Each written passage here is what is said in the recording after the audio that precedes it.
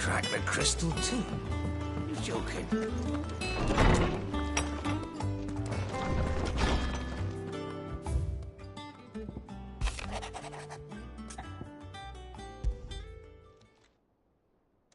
Hopefully it's nothing. But I should speak to Blackthorn just in case.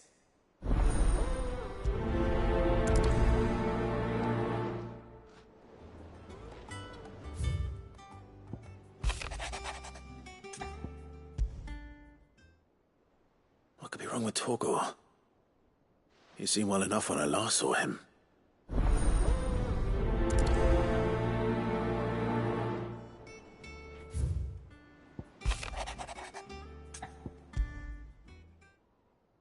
Trouble with the ledgers. Shouldn't he be asking Otto for help?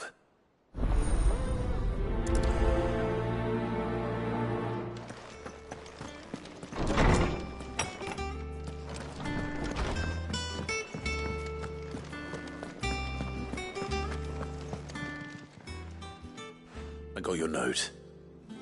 You think something's wrong with Torgor? So you can read. Congratulations. But I didn't say I were wrong with him. I said something weren't right. He's not been eating me treats. He used to love cracking the bones from Molly's boiled brown, but now he won't so much as look at 'em. Didn't like him. Which is why I'm of a mind that his mind's on something else. You've not been working him too hard, have you? No harder than usual. Is that it, boy? Do you need a rest? What was it you said he was? A frost wolf? That's what the lawsman seems to think. Then maybe this all has something to do with whatever it is that's woken inside him. I suppose things have been different since Rosalith. Perhaps Hippocrates knows something. Instead of everything, you mean? Perhaps.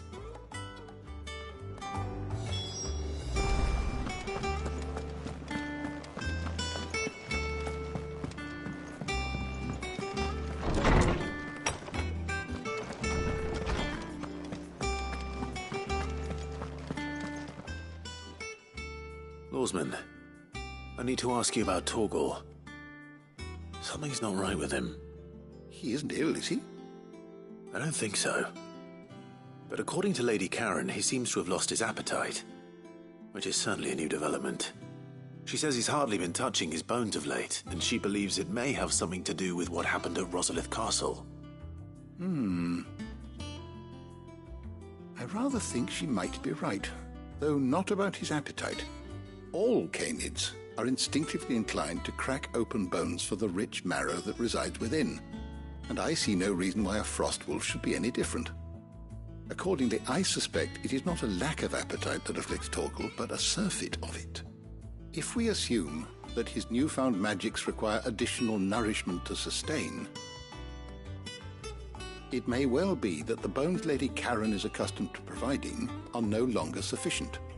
Frost wolves, after all, habitually prey upon far larger animals, whose bones may yield altogether different nutrients. As to where one might find a suitable substitute, some antelopes that graze the meadows of eastern Rosaria have been known to grow to a size more than double that of their lesser cousins. I don't recall ever seeing any that large. And little wonder. The oldest and largest such creatures rarely leave the safety of the highlands for fear of predators. The last elder antelope sighting I recall hearing about took place near Cressida, and that was long before the village was abandoned. Even so, it seems like a good place to start.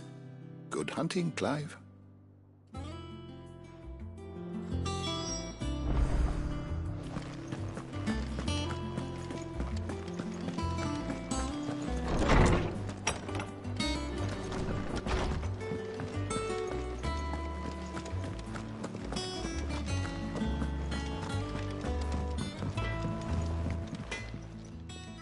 Blackthorn, do you have a moment?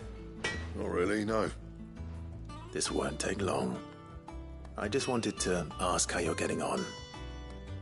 August was worried about you, and you might still be doubting your craft, even after learning the trick of that cuirass. Is there something else weighing on your mind? Perhaps sharing your thoughts might help. That bastard's like a dog with a bone. Still, he's got a keen eye, I'll give him that. He's just, well, Karen showed me something. Something I've never seen before. And that was? A sword. An odd-looking thing with a single-edged blade. The metal itself wasn't anything to write home about, but fuck me, the edge on it.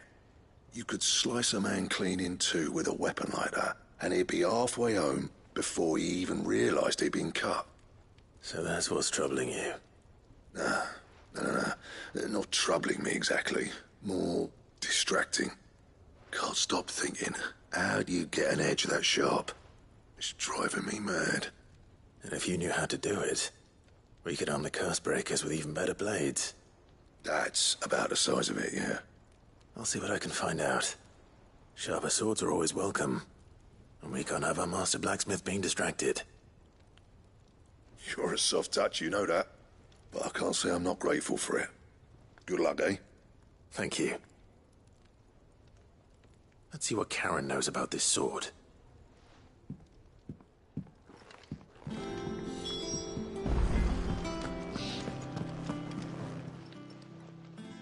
You're looking well, Karen. What do you want? Out with it. I want to know about the sword you showed Blackthorn. Single-edged and extremely sharp. Running around after him again, are you? I suppose I am, yes.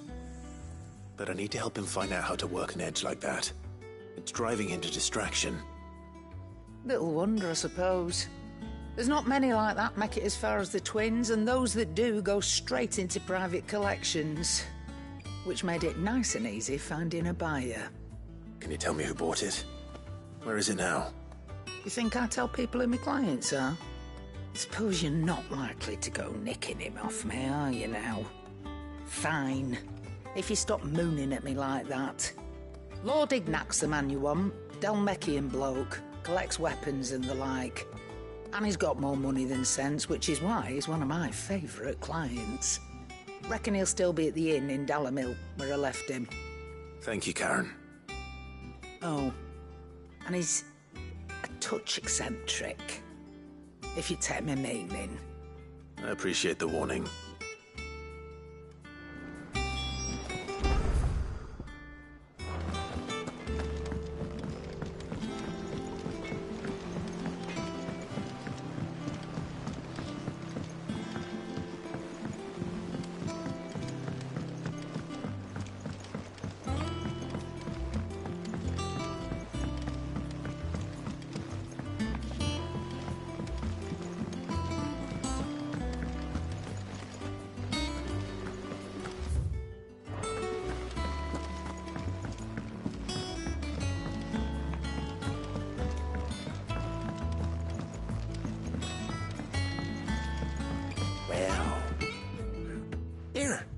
Sid, reckon you might be just the man to help me out of a bit of bother, if you've a mind to. Let's hear it. Well, it's about this alembic the chief's got me making. Lovely bit of kit it is. Bunging a solution you want splitting, and it will separate it out, just like that. Problem is, it won't always get rid of all the impurities. And with some of the stuff we need it for, that ain't good enough. Which is why I've been looking for something to filter the liquid we'll be cooking off. And that's where I was hoping you could help me out. I imagine Ty could get some use out of this alembic too. Distilling medicines and the like. All right. Why not? Proper job! So what exactly do you need for this filter? Nothing but bomb ash'll do, says the chief. Gave me a sample she'd obtained from the university stores. Couldn't believe my eyes. You pour the blackest blight water through it, and it comes out clear as a mountain stream. So, I did a bit of reading about where I might be able to get hold of some. And do you know what I found out? It's only the blimmin' bones of a bomb king. They leave them behind when they die, see? I take it that's where I come in. If you wouldn't mind. I saw a billet on the hunt board for one just the other day. Would have gone myself, but, well, fighting dirty great balls of flame isn't exactly my forte. You, on the other hand... All right. I'll see what I can do. Thank you kindly. And good hunting, eh?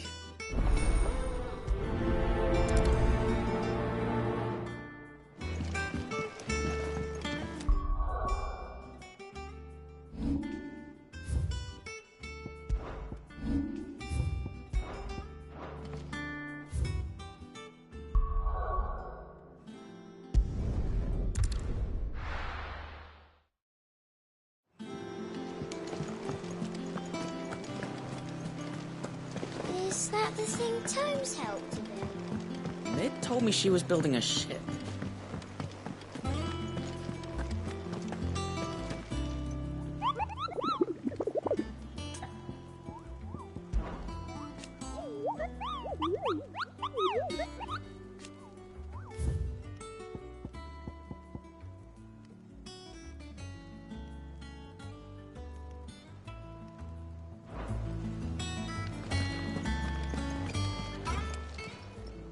Oh, I wasn't expecting May the Goddess go with you. Clive, did you get my letter? That's why I'm here. Shh. Otto might be listening. Is this better? A little. Listen, I've some bad news. It turns out the hideaway may be slightly behind in its payment to certain lenders, and it's maybe my fault. But I swear to the goddess, I thought I had the numbers square. Sadly, that square turned out to be more of a circle. Zero, you might say. I can straighten it out, I swear, but it's going to take some time, and I'm going to need help keeping it from Otto. Bit late for that, I'd say. There you are! What a surprise! So let me get this straight. You forget to pay our lenders what they're due, and instead of coming straight to me, you get Clive to come to you.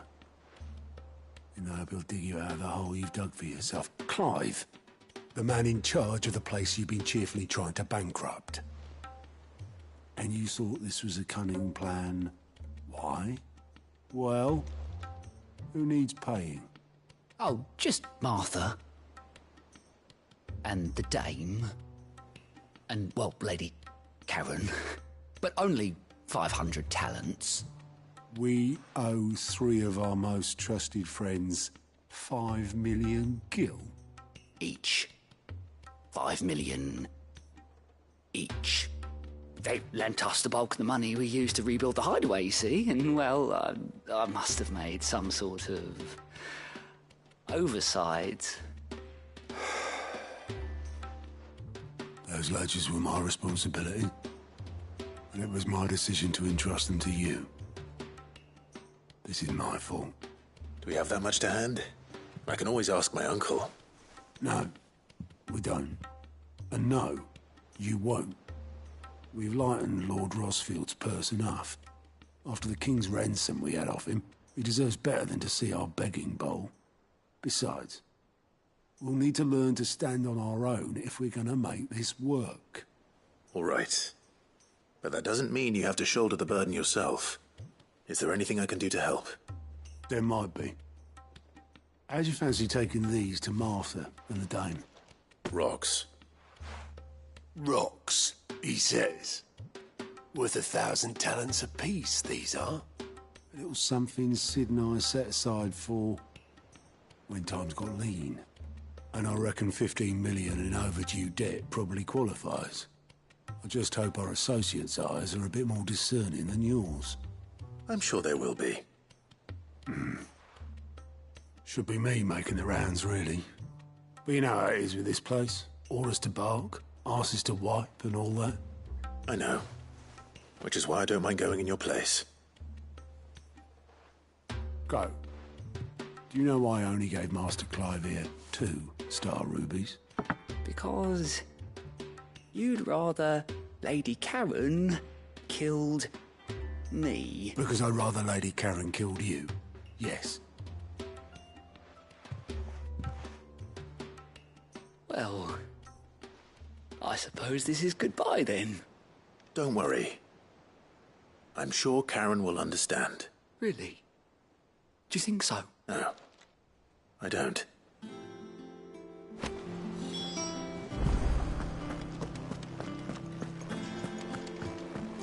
Mid told me she was building a ship. Let's sail around the lake. Is that the thing Tomes helped to build?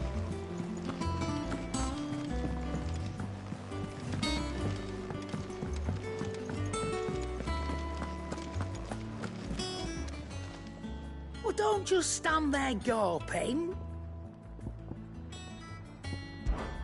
Try not to get yourself killed, eh?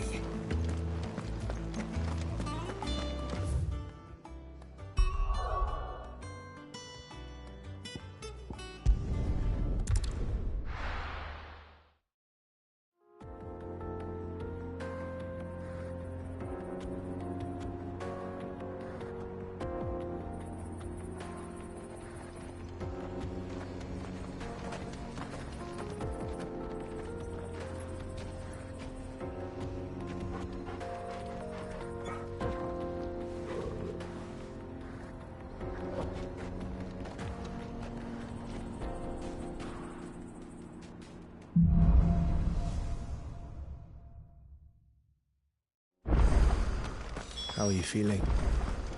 Better. Thanks to Taya. I'm glad to hear it. And Torgal helped too. Didn't you, boy?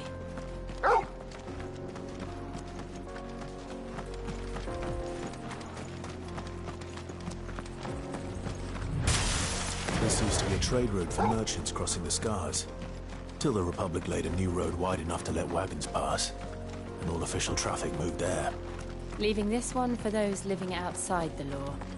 Indeed. I doubt we'll be the only outlaws on the trail today.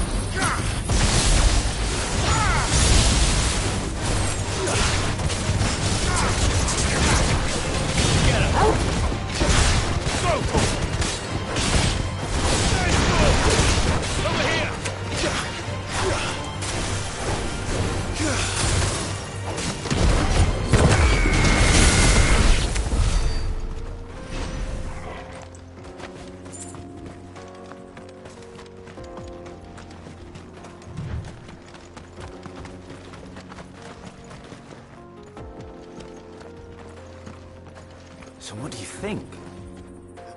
Really? It's as bad as that? Oh, aye. There's trouble up ahead.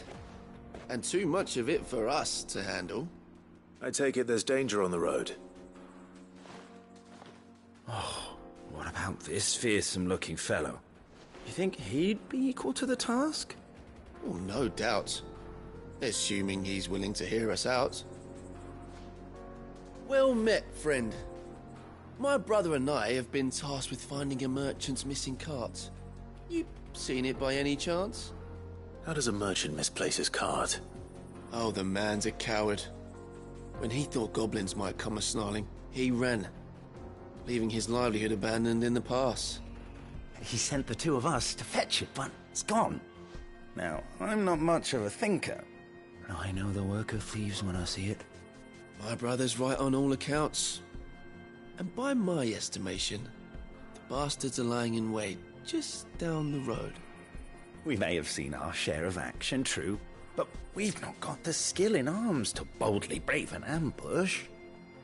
You, however, have the look of a man who needn't fear a band of backwater ruffians.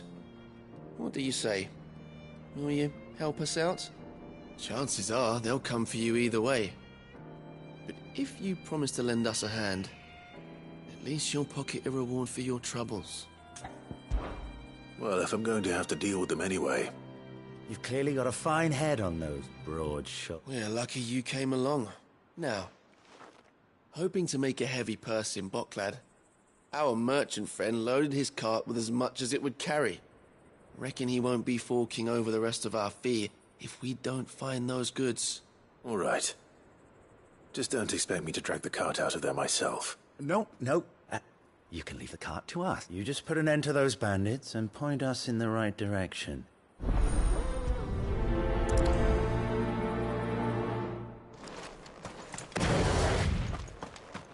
I'm not sure I trust those two. But if there are bandits lying in wait, I should probably take it. Look lively, you lot. You've got guests. These must be our bandits.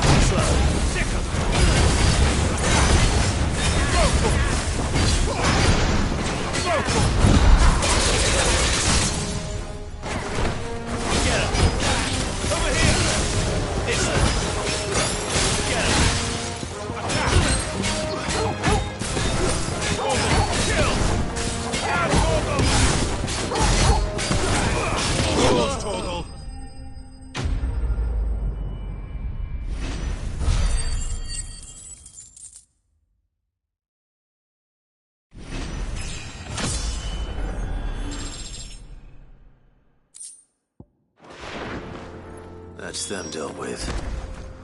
Now, where's that cart?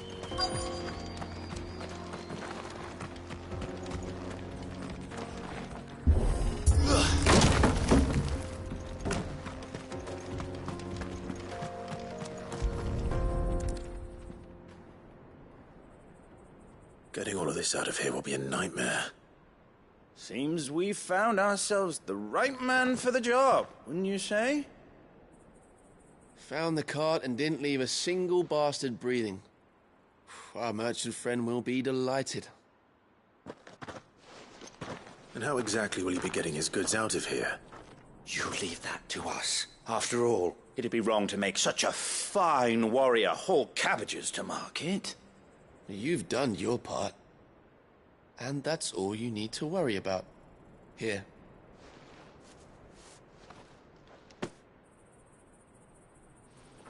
It's been a pleasure.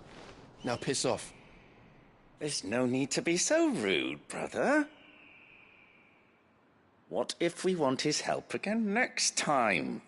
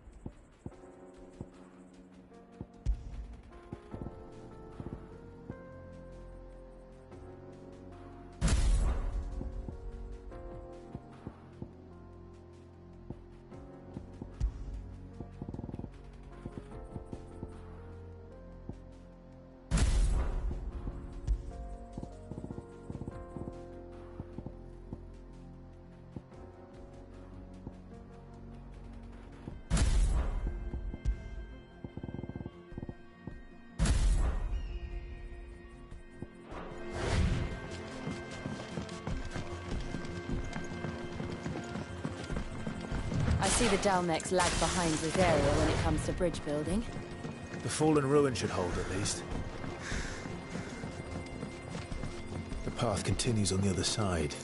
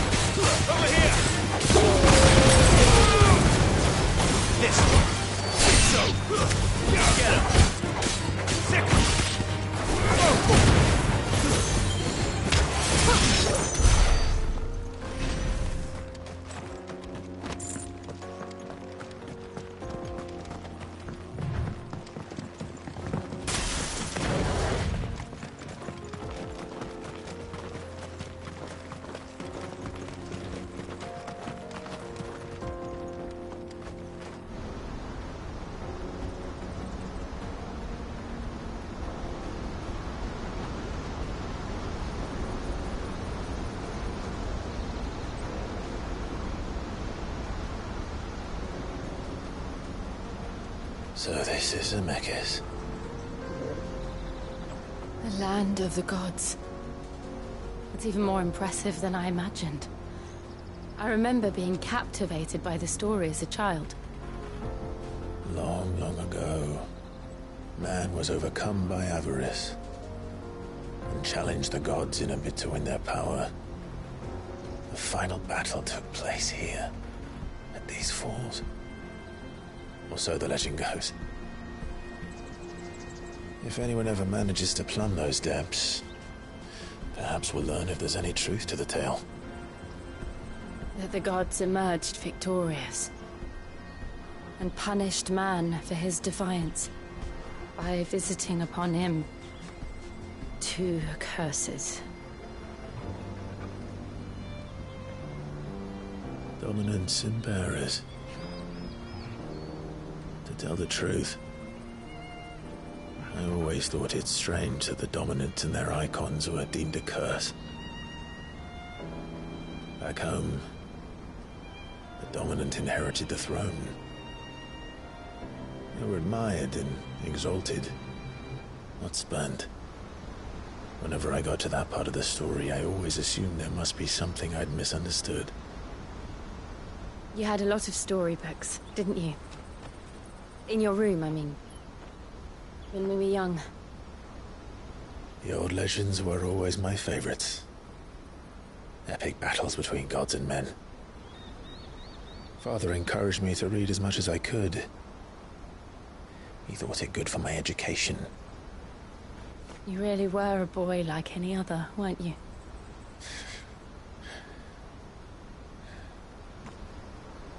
Just look at this place. It's enough to make you believe the legends are true. I know.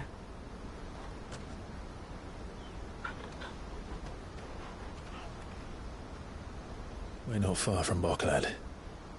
The road will be busier up ahead. And we'll have to keep our wits about us.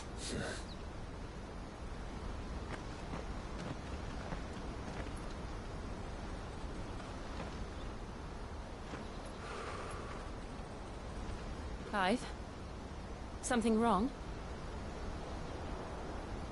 Nothing. It's nothing.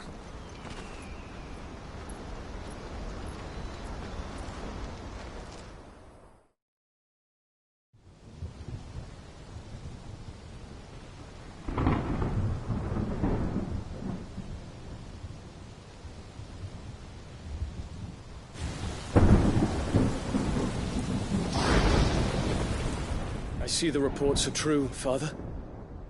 You have surrendered the throne to Olivier. I have. Emperor Olivier shall rebuild the Holy Empire of Sambrec.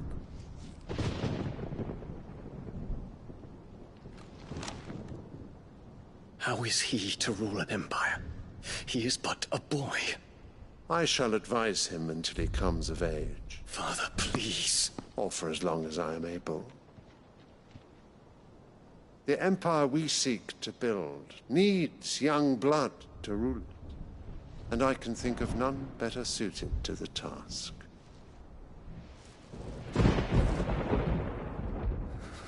There is other news, Dion.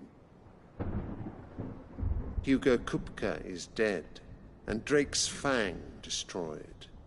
The pillars of the Republic have fallen. Ere long, the Imperial banner shall fly over every city in Storm.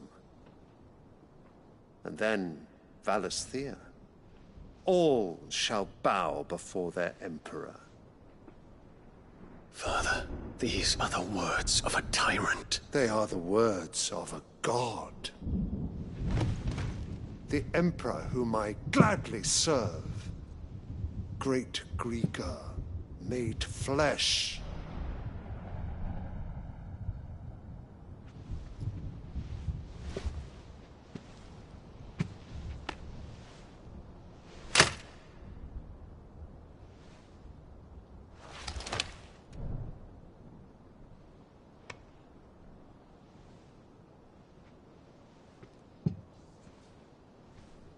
Return to your camp, Dion, and ready your forces.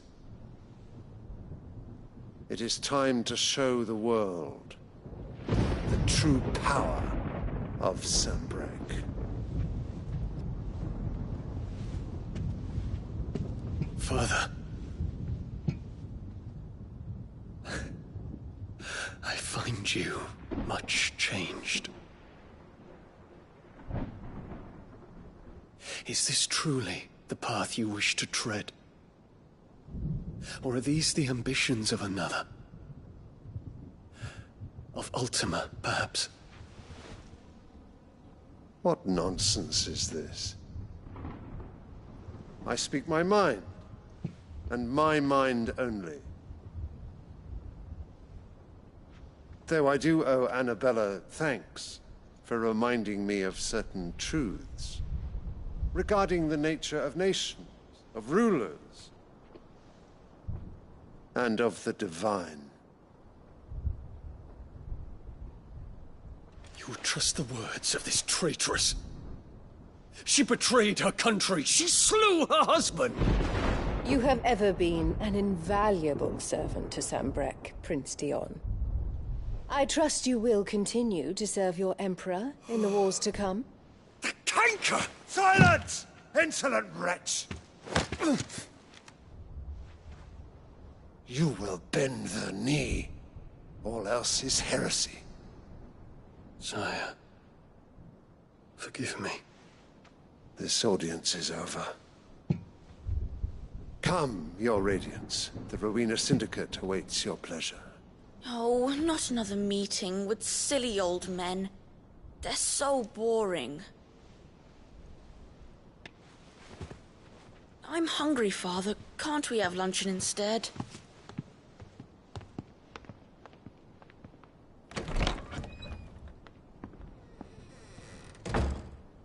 Does it pain you that you will not inherit your father's throne? I have suffered worse.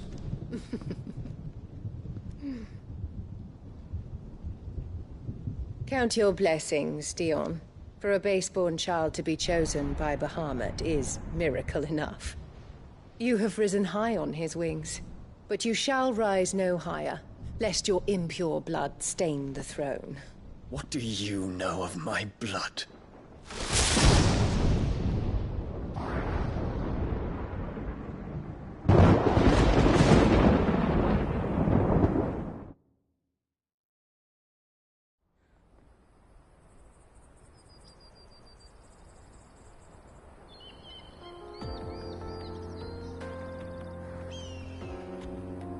Boklab markets are to the north.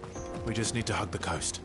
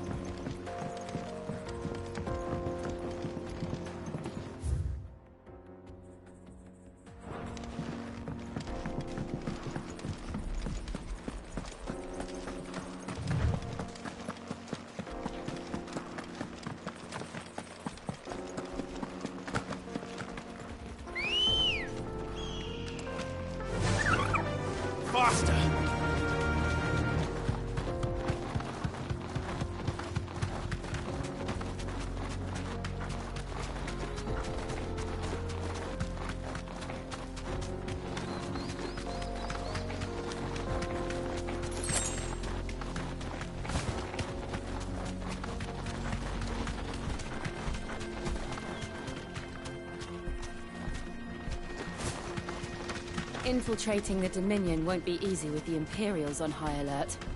No. His Radiance has lost one capital already. We can be sure Sylvester will do everything in his power to hold on to Twinside.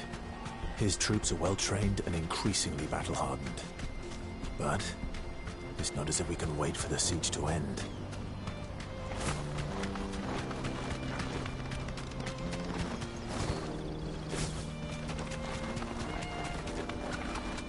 More refugees. And they're all making for the crystalline Dominion. Because they don't know how to live without the crystal's blessing.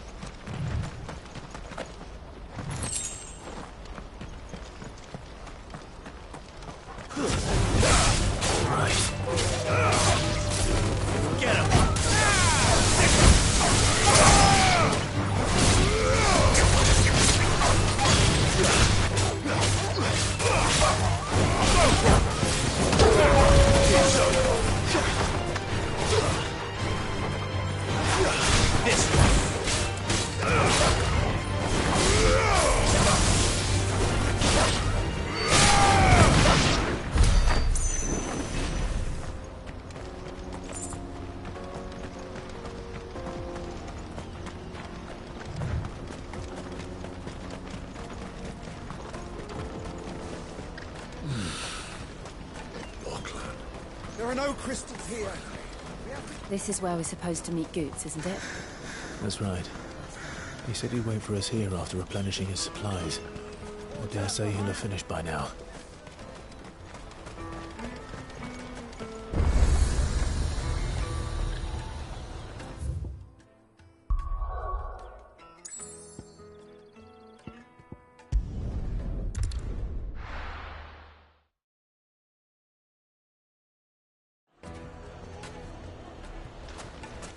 People take notice of wealthy men.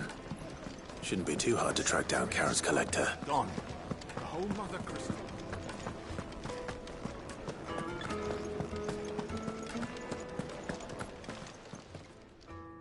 My reputation will be ruined! Ruined! Calm yourself, Lord Ignac, I beg of you, before you do yourself a mischief. Pardon the intrusion, but... Out! Get out! I paid for these rooms so I wouldn't be disturbed. Leave me be! Please, allow me to apologize. His lordship is going through a difficult time, and he's never been fond of guests arriving unannounced. Radim! Get rid of the filthy oaf this instant! Very good, Lord Ignac. Would you mind stepping outside for a moment?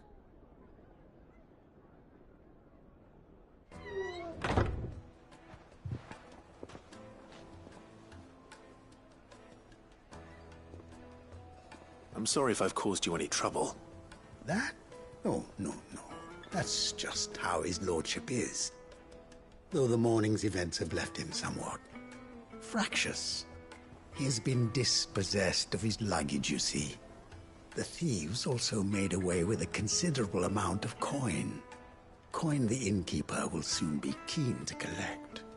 I don't suppose a certain blade was among the stolen items. A single-edged sword. It was purchased from a merchant friend of mine. Ah, you know Lady Karen. Yes, I'm afraid it was. Then I'll retrieve Lord Ignac's luggage. But I have one condition. You have but to state it. You are welcome to anything that is within my power to grant. I want an audience with Lord Ignac. A few minutes should be enough. Then I'll be on my way. A condition I would be a fool to refuse. Of course, you shall have your audience. I don't suppose you saw where the thieves went? I did not, no. Though some discreet inquiries made on his lordship's behalf mean that I know where you might find them. The bandit's bed. Every ill-gotten coin in Dalamel is said to pass through that disreputable corner of the Valcroy. And that's where I'm heading. I shall speak to Lord Ignac in your absence, and arrange for an audience upon your triumphant return. That will be very kind of you. Farewell, and best of luck.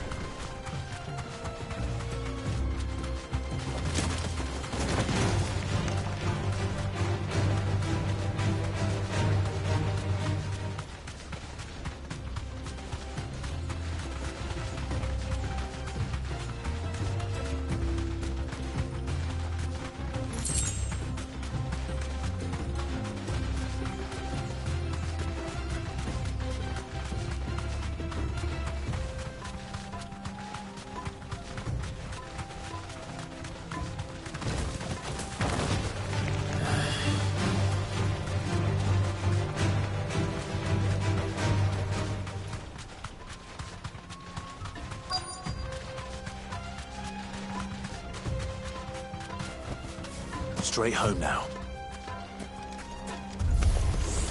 We've got company! Come on, lads, let's tear the bastard's head off!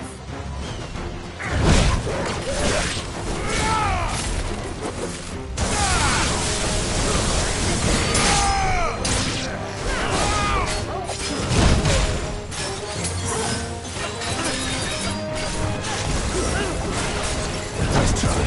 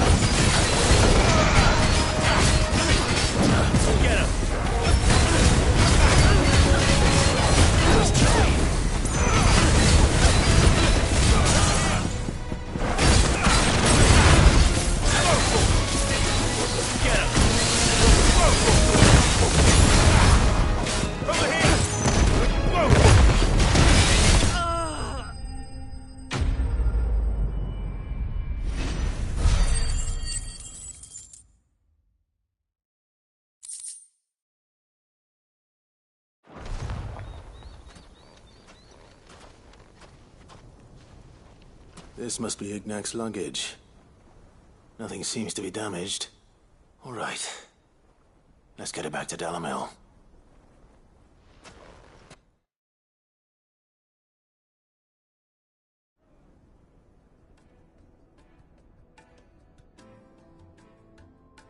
I hear I have you to thank for the return of my effects. What shall I call you, my good man? Wyvern. Glad to make your acquaintance. A formidable name indeed. Well, Wyvern, I appear to be in your debt. Redeem here tells me you wished for an audience. Is that all? A few moments of your time should suffice, yes. You're a peculiar fellow, Wyvern. All right. Speak. Master Wyvern was wondering if you could tell him about a certain single-edged sword you recently acquired. Oh, a true work of art, that one. Karen drove me hard on the price, but I would have sold her Radim here to get my hands on that sword. It was made in the Outer Isles, far beyond the Twins, and is used exclusively by the practitioners of a unique school of swordsmanship. They believe no combat should ever exceed a single strike, and hone their blades to such perfection that none ever does. Each sword is made for that one perfect stroke, and for that stroke only. They crack upon a second blow. There's a brutal sort of beauty to it, really. But how do they hone such an edge? Fine question. Why, they use a whetstone, of course. Whetstones, rather. A whole array of them, ranging from the coarse to the fine. 10,000 licks with the sharpening stone, then 10,000 more. But it is the final stone which lends the blade its legendary sharpness.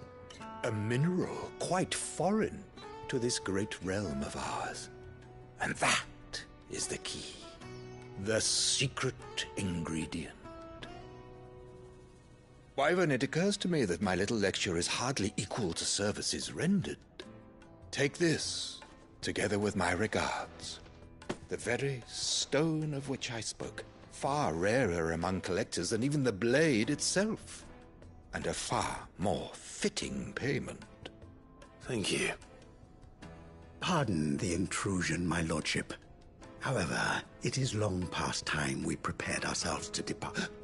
I am locked in bitter competition with a rival collector. I am one step ahead of the unscrupulous scoundrel, but he... There are many other collectors out there. Too many to count, and is a perennial thorn in my side. I can imagine. Farewell, Wyvern. May our paths cross again. Radim, we mustn't dawdle.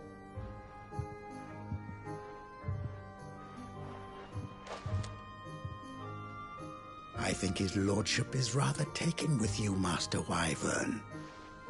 Thank you again for your assistance.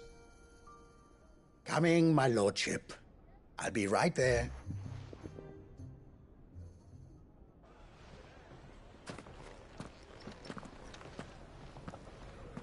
Trust Uncle Byron to find such an interesting rival.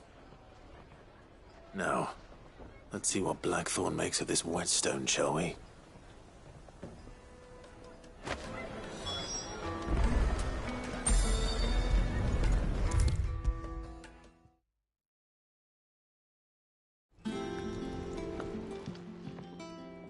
Sorry for the wait, but hopefully you'll agree it was worth it.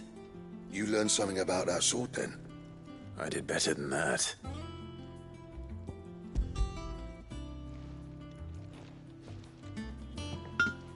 A whetstone?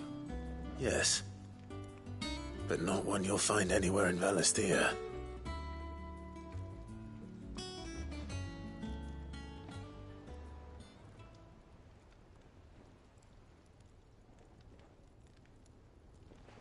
No wonder I couldn't get the same finish on the grinding wheel. One hit and all done, eh? Might not be so bad if all you ever fought were duels. Good luck on the battlefield. Your second opponent would be your last, no matter how good you were. Even so, is there Some way it could be used to give the curse breakers an edge? I think so, yeah.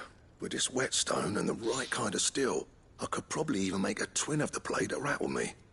But there'd be no replacing this little rock once I worn it down to a sliver. I reckon we get a dozen swords from it, if that. Swords that the curse breakers wouldn't know how to wield properly, and that would see them through a single fire piece. Nah, no point trying to copy that thing. Be about finishing our blades with a whetstone this fine. Now that's something to consider. And what's finer than fallen masonry, eh? Or more hard-wearing, for that matter. Just imagine it. Good Valisthian steel with an edge as sharp as any found in the Outer Isles. I won't make a copy, nah. I'll make something much better. I'm sure the curse breakers will be delighted. Just don't push yourself too hard. Don't you worry about me, sunshine. I've been working day and night since I was half your age, and... Hey, thanks, Clive. I owe you one. August too. It's good to know someone's looking out for me. He'll be happy to hear you said that. And I'll see that my debt to you's paid. First new blade I make's got your name on it. You come and find me when you've got the materials. All right. I will.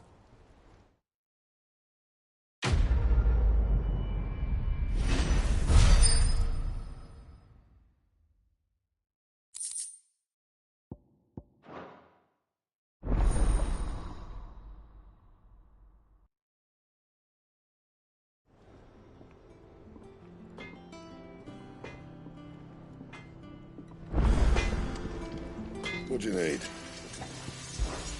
What do you want?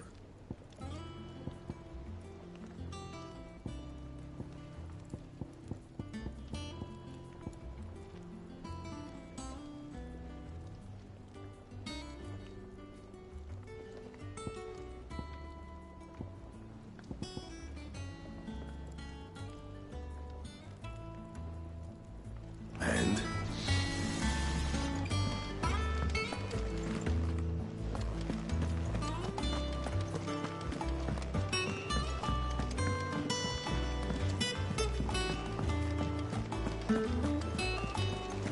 Is that the thing Tomes helped with? Mid told me she was building a ship.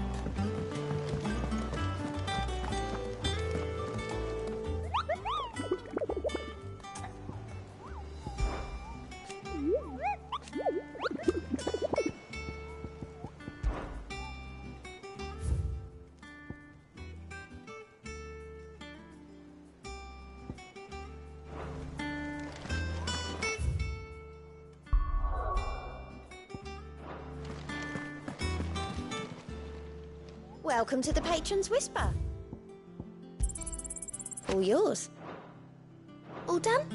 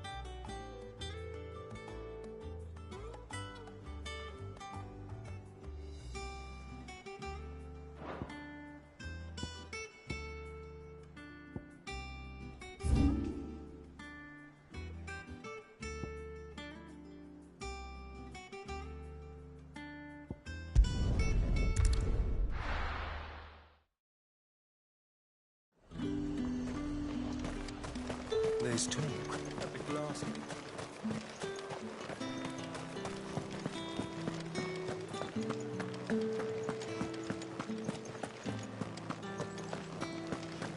Did you hear? The gates to heaven. I want to see you.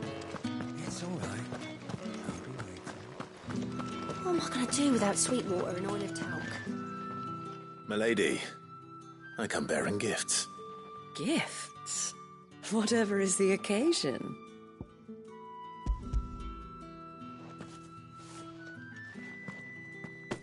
Oh my. Clive, you really have outdone yourself. Otto asked me to give it to you. To settle the Hideaway's debt with the Veil. And to compensate you for the time it took us to do so. You disappoint me, Clive. I thought you might finally be warming to me.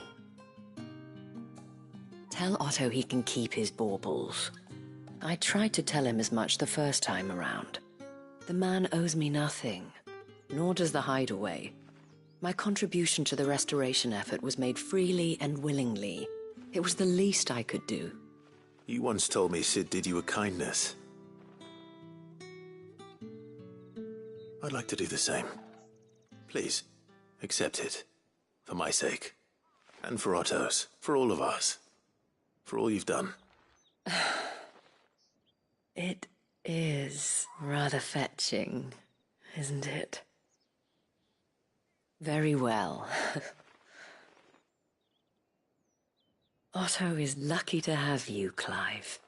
I doubt anything could ever replace his son. But you and the others at the Hideaway are the closest thing he has to family. Otto had a son.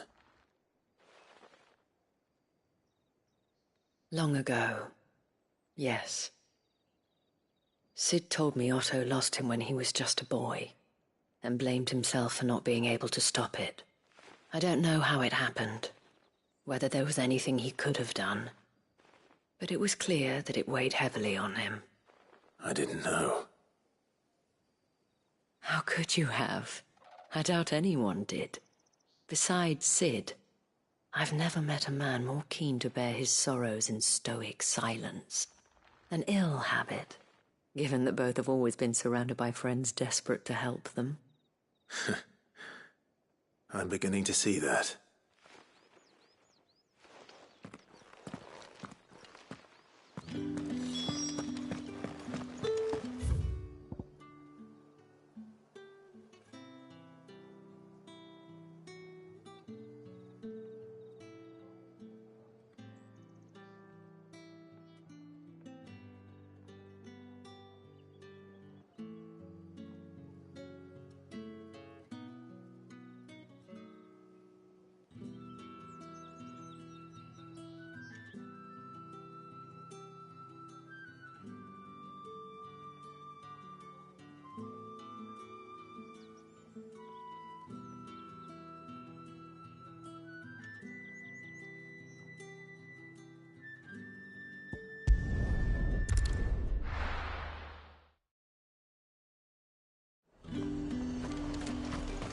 Keep them pilchards nice and chilled. Look at this place. We spent half...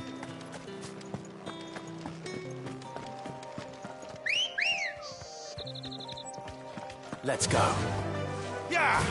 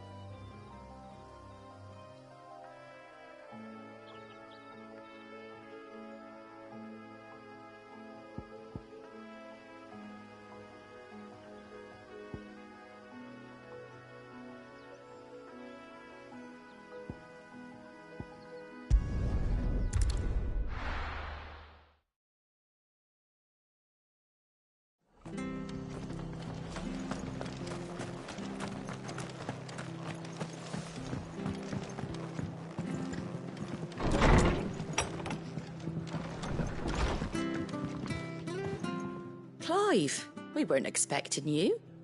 I wasn't expecting to be here, but it seems we still owe you a considerable amount of coin for your help with our rebuilding efforts. And though I doubt it's what you were expecting, we were hoping you'd take this as payment.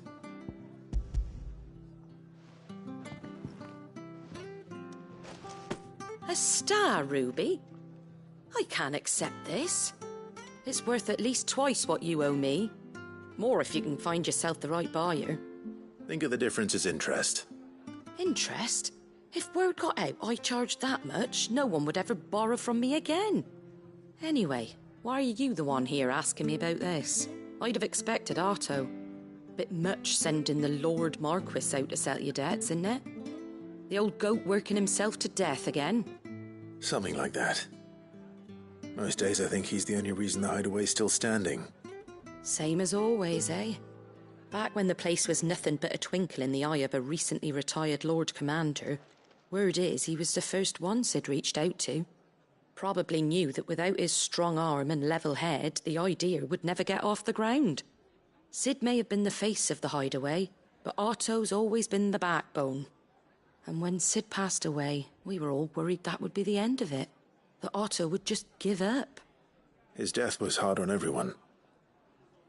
But it must have hit Otto hardest of all. But he didn't give up, did he? Quite the opposite, in fact.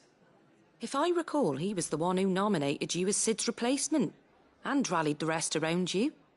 I reckon what he saw in Sid, he saw in you too. And don't we all? Doesn't hurt that you're half as stubborn and twice as handsome, neither. That, and you keep good company. I suppose I do.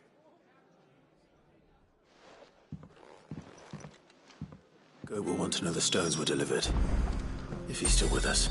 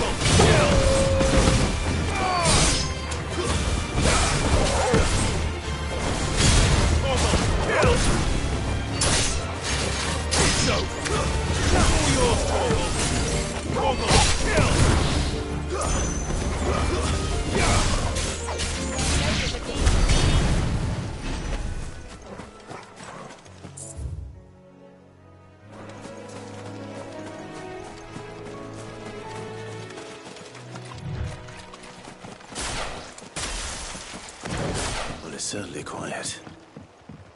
If I were a giant antelope, it would seem like just the place.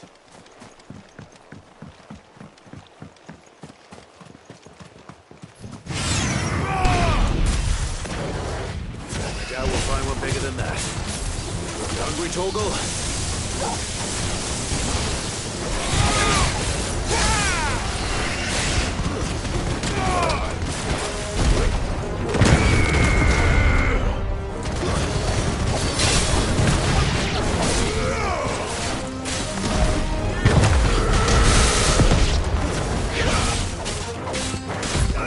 This one.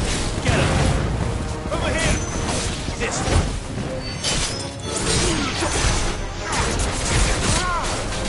Over here. This one. It's over.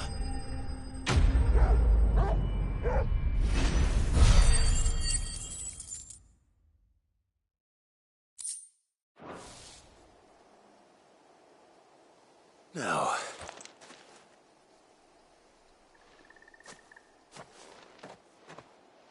will it be enough, I wonder?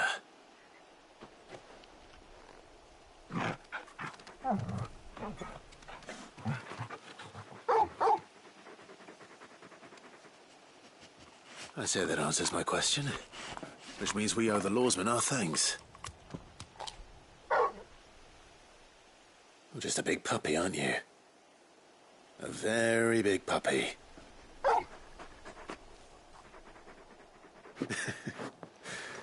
You do know you can take that with you, Torgal. Lady Karen will be relieved to hear you've got your appetite back.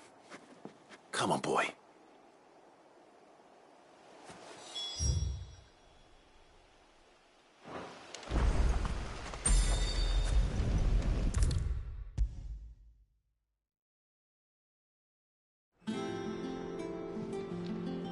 I noticed you and Torgal had gone off somewhere. Take him for a walk, did you? You could say that.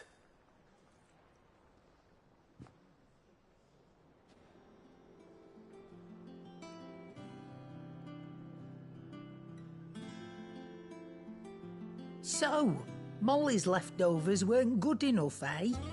That'll teach me for treating you like you're still a pup. All right, no need to shout. Now we know what you're after, I can see about getting some in. Speaking of which, I brought one for later. Can I leave it with you?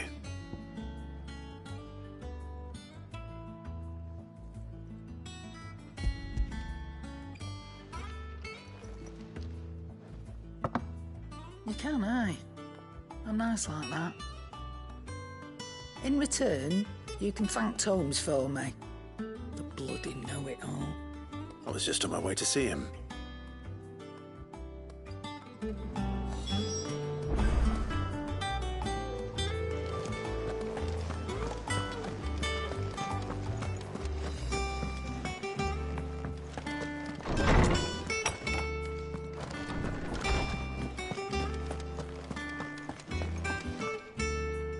Ah, Clive.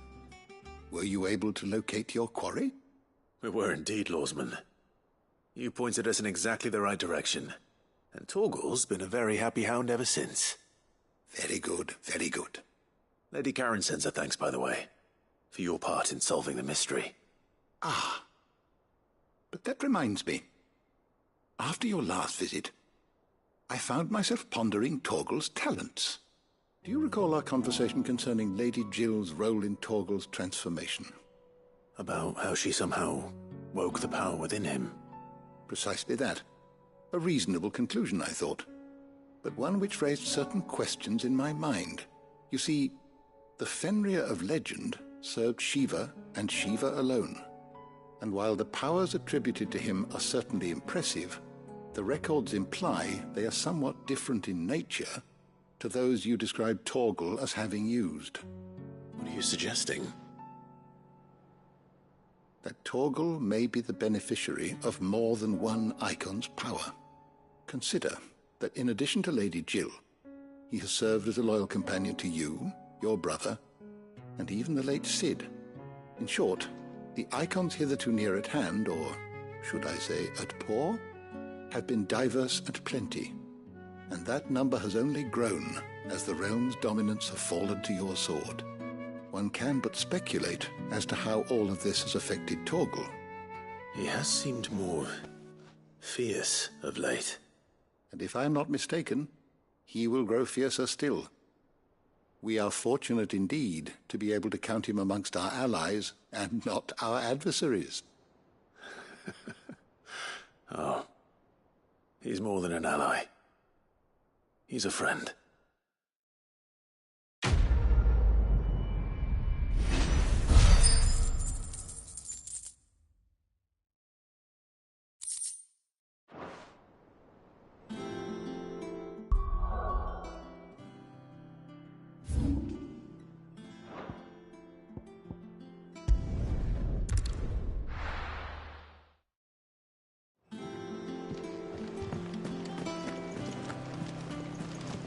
Is that the thing Tomes helped to build? Mid told me she was building a ship.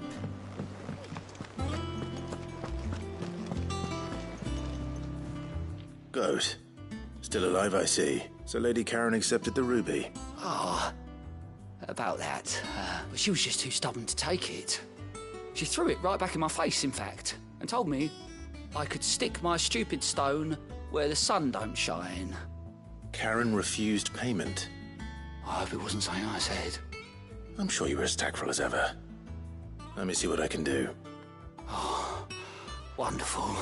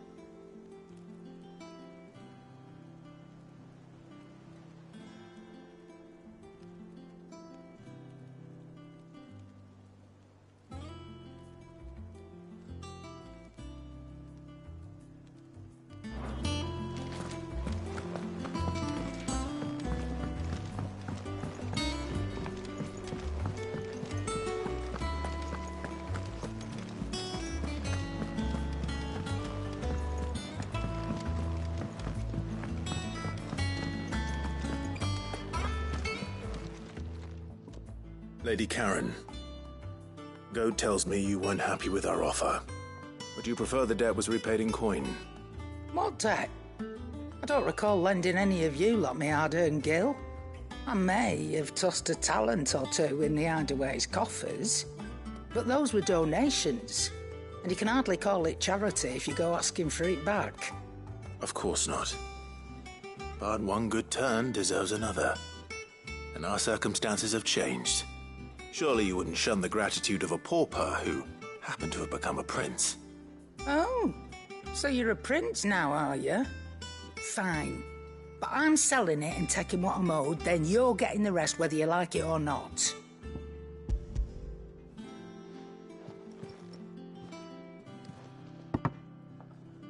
Where'd you even get this? A canny one, meanwhile, might claim it were nicked from the belt of Sid the Outlaw himself and ask twice as much. Might be I already have a buyer in mind. Might be you even know her. A fine continental maid whose beauty's only eclipsed by a guile in commerce. You wouldn't mind, would you? Not at all. Just be sure to tell her that it's always a pleasure doing business.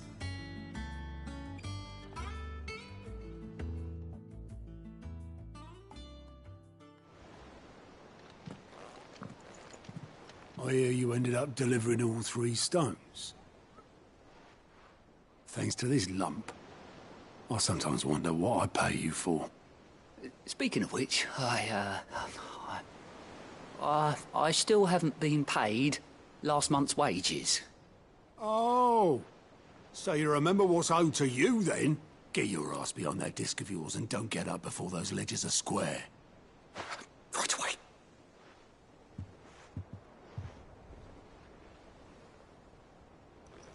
I've seen that before. Yeah, yeah. Plenty of times. It was the only goblet Sid ever used. Either out of habit, or because the filthy sod couldn't be bothered to find a clean one. I knew so little about him. Like most people. Martha and the Dame both seem to have fond memories of him. Huh. I bet they do. How long did you know Sid before he... Before he died? 20 summers, give or take. Back in the day, I was a purser on a trade ship, which is where I met him. He bought passage to... I forget where. We set up drinking island rum till the morning bell dragged me back to my duties. Quit my post not long after that. On account of making a fine maiden's belly fat. But me and Sid stayed close. That was... before fate stepped in and said she was having none of it. The magic woke inside my son soon after his first name day, and there was no hiding his knack. Couldn't you and your family have... My family were the ones who summoned the constable, wanted the monster taken away. I couldn't turn my back on him, forget what I felt, and I couldn't for the life of me understand how they could. Luckily, Sid was of the same mind as me. It was him who stood beside me when all I wanted was to tear the whole world down. Him who cried for me when I had no tears left of my own. Him who swore he'd do everything he could. And he was true to his word, too. Threw away everything he had. All to right a wrong that no one else had the courage to face. I knew then I'd follow that man to the ends of the earth.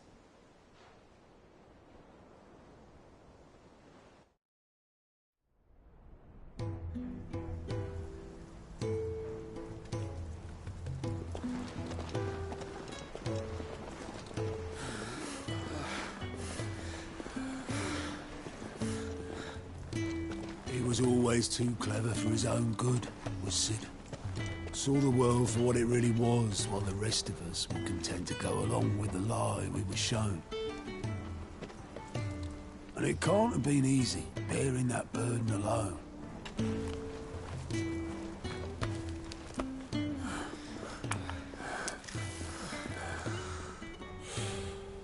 But he didn't let it stop him. He never lost faith in what he believed was right. And that gave us faith in him. Faith he'd steer us true. So I swore to myself that I'd always be right behind him, ready to catch the stubborn sod, if ever he should fall.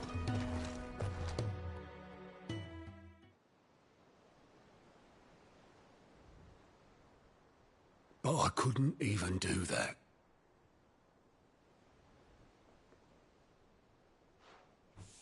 Ignore me. Just the ramblings of a tired old man. Leave that lot. I'll tidy it up in a bit.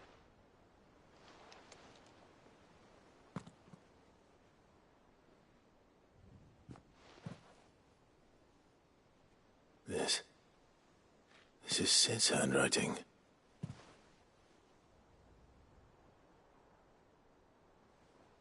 Dear Otto. I may be drunk, but I wanted you to know this place would be fucked without you.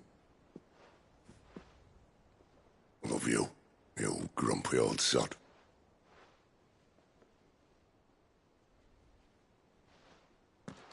This note. Hmm? What about it? Sid was right. Without you, we'd all be lost.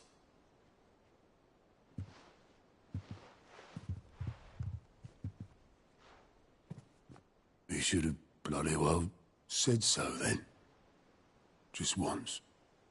Before he went. But then, why would he? Him, or anyone? I'd only have told him to piss off.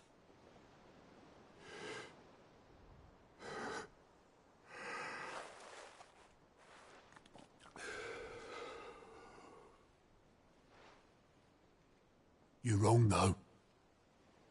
Both of you. It was never just me keeping the hideaway afloat. It was all of us. I just shoved people in the right direction. I barely seem to be able to do that anymore.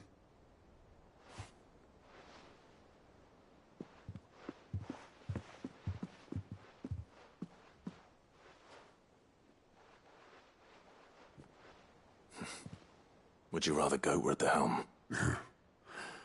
Well, maybe I've got a few more years left in me. I'm going to hold you to that, Otto.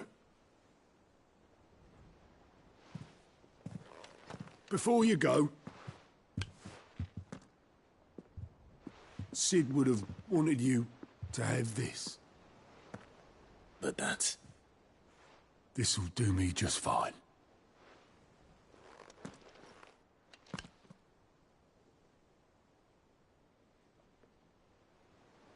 Thanks for the ray of sunshine. I'll see if I can't pay you back.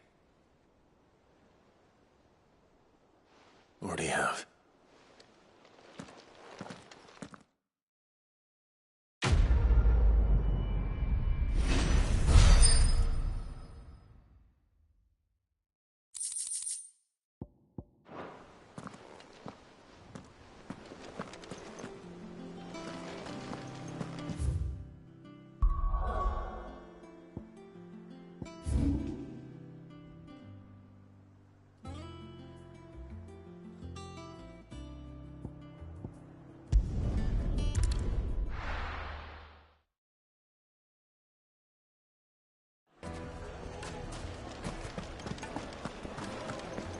The finest fabrics! Now, Dusan, I know you're king, but do... Oh, where did all the men of the rock go? Probably ran out of gear.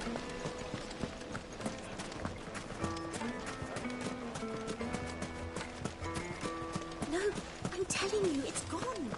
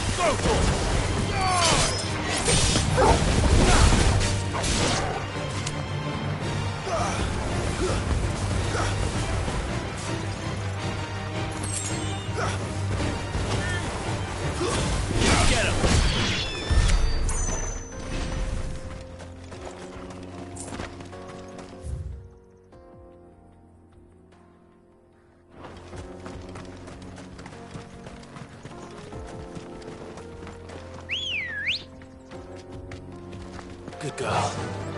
Yeah!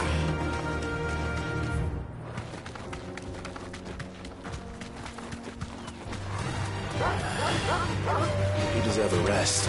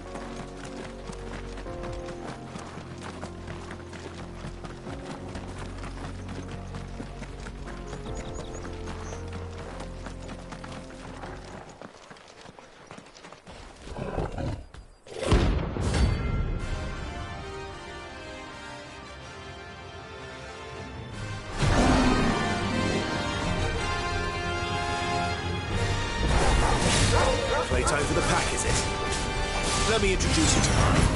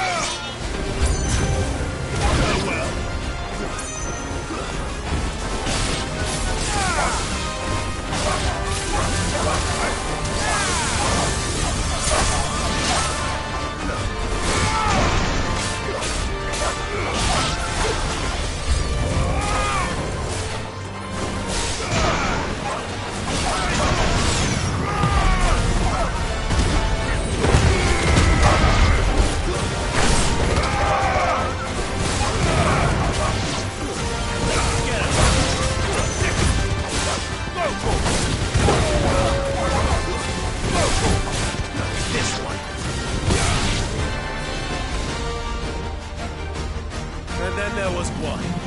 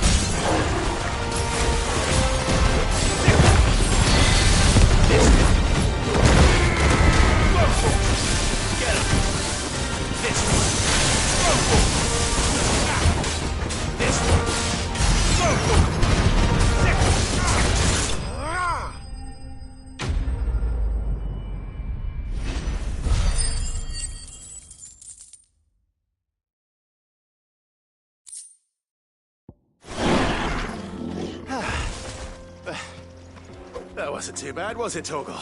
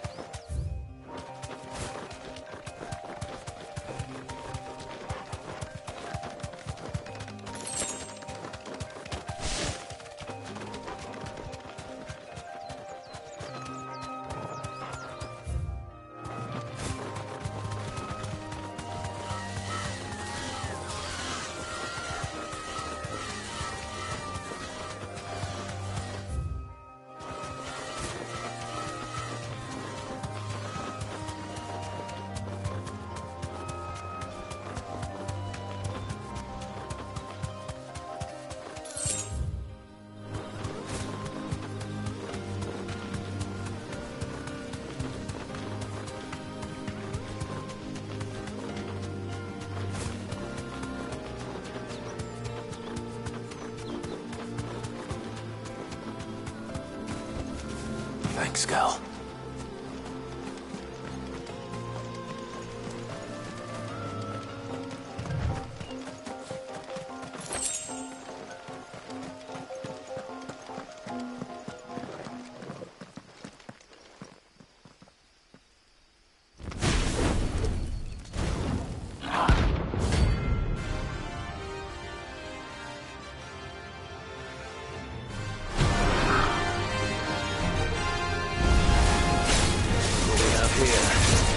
Greetings, Your Majesty. I needed that.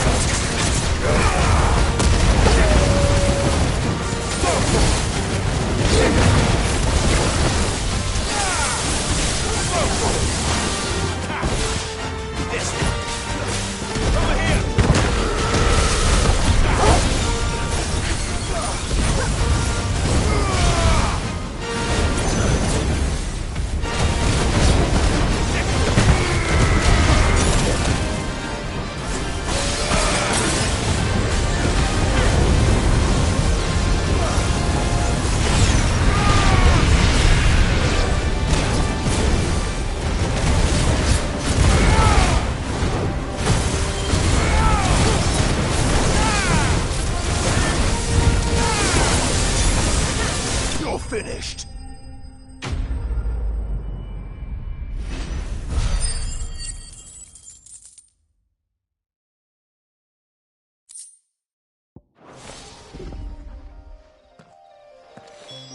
Your reign is over. Now to collect the ash. This looks like the stuff. Let's see if there's any more.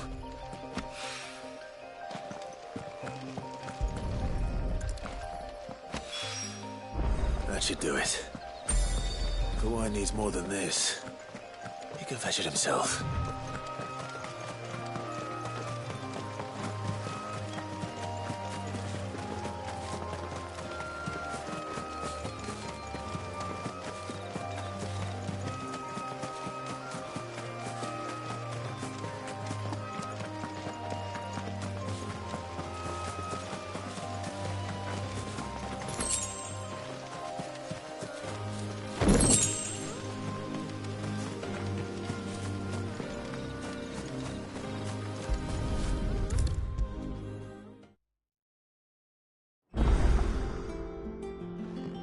All right there, Sid?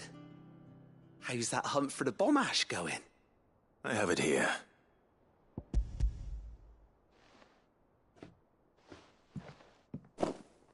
That's the stuff. And plenty of it, too. Enough to keep the Olympic bubbling away for a good old while. You're a gent, Sid. Let none say otherwise. Right then, let's get this contraption up and running.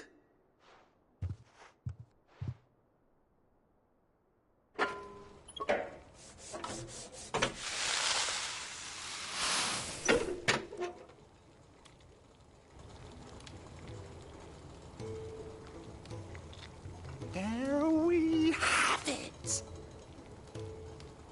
The Telemon Alembic.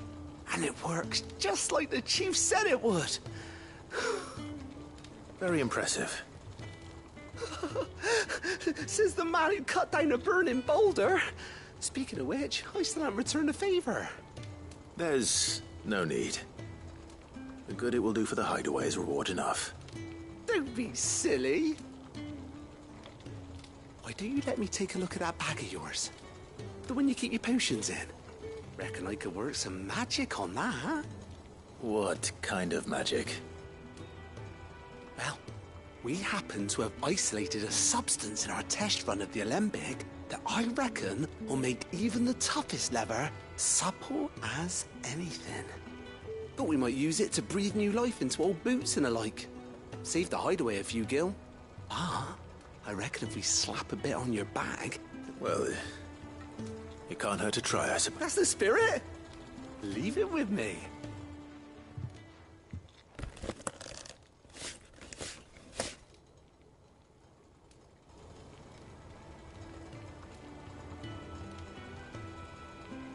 Well, what do you reckon? It certainly feels more flexible. Right? Told you. Thank you. I think. No. Thank you for supporting Mid and the rest of us in our endeavors.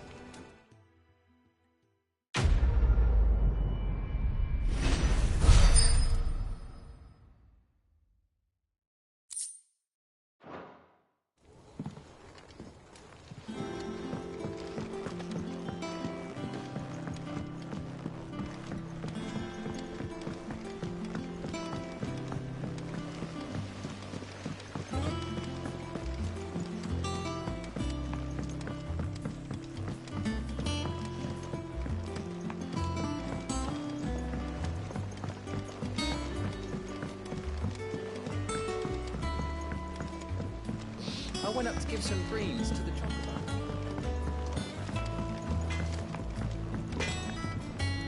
What do you need? So, what'll it be? Not bad, if I do say so myself.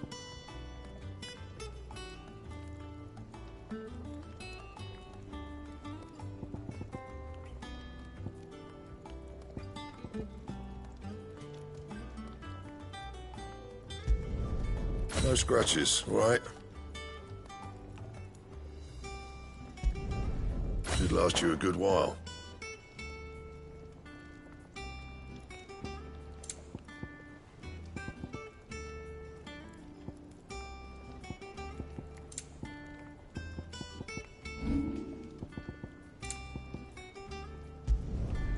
My best work, but it'll do.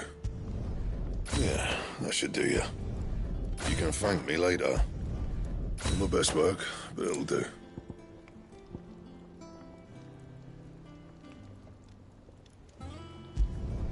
You can thank me later. Yeah, that should do you. Anything else?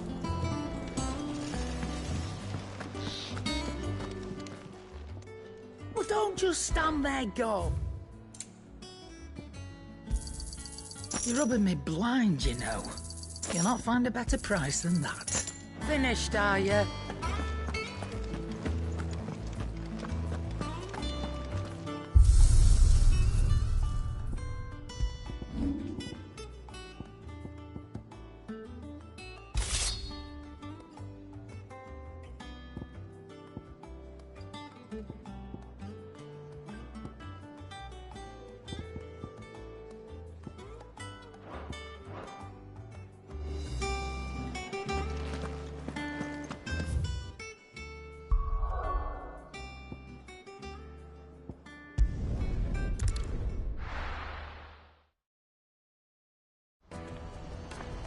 Let me carry your goods. I'm cheap. Out of my sight.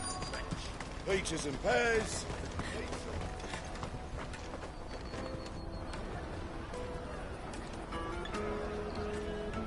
Wonders from across the water. Come one, come all. Feast your eyes.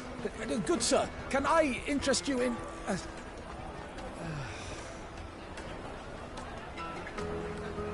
How much? for a measly crust of bread. You won't find any cheaper. Not nowadays. But you're more than welcome to look.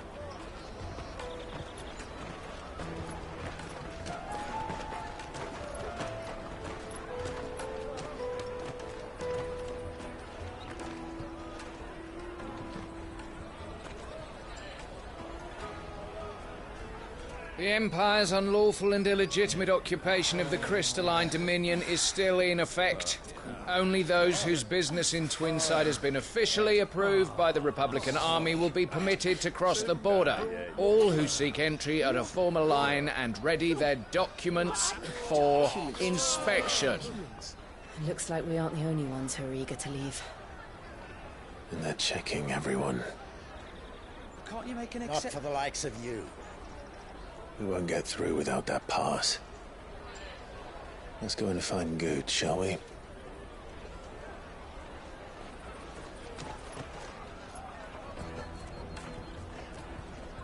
He must be around here somewhere. You won't find anything of this quality in Twinside. Caravan stops next to the check. Show them your trade. Juicy pears! Slake your thirst without a crystal. Ah, Good. There you are. Clive, I'm so sorry. Don't tell Nan, will you? Slow down, Good. Just tell us what happened. It's me trader's pass. It's gone. We cannot ride the caravan without it. We won't even be able to get through the flipping checkpoint. Do you remember when you last saw it? It was in my pocket a minute ago. Then a bairn bumped into me and... Yeah. You don't think that they might have nicked it, do you? It wouldn't surprise me. A busy market like this is prime territory for pickpockets. So, to get the pass back, we need to find this child. Where would we even start? I know where! I've got a pal in Bock lad who might be able to help us. No one knows more about what goes on round here than she does. Where do we find her? She's the owner of the Crimson Caravans, up that way. Sign's got a red chocobo on it.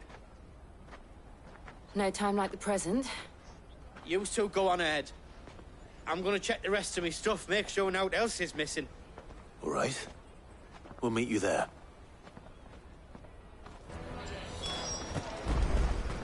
Let's keep an eye out for this red chocobo, then. And the other on our purses.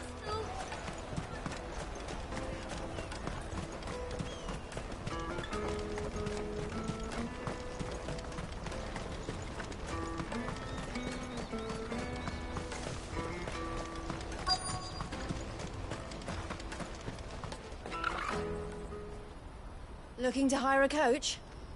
It's 10 million for a two-birder to the Crystalline Dominion. Take it or leave it.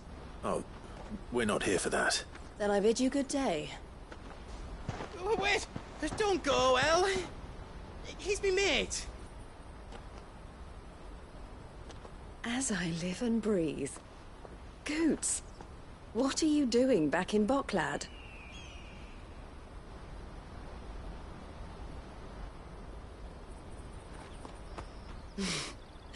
I gather Lady Karen didn't send you.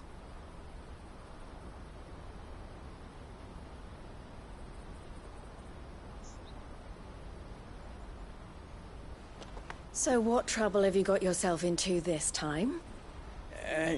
It's me trader's pass. It got stolen. By a little bairn. Of all the...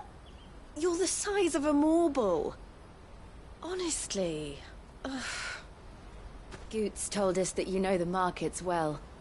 Might you have an idea which little bairn could have done this? We don't intend to punish them. We just need our pass back. Then, we can be on our way. I see. So neither of you has a trader's pass either.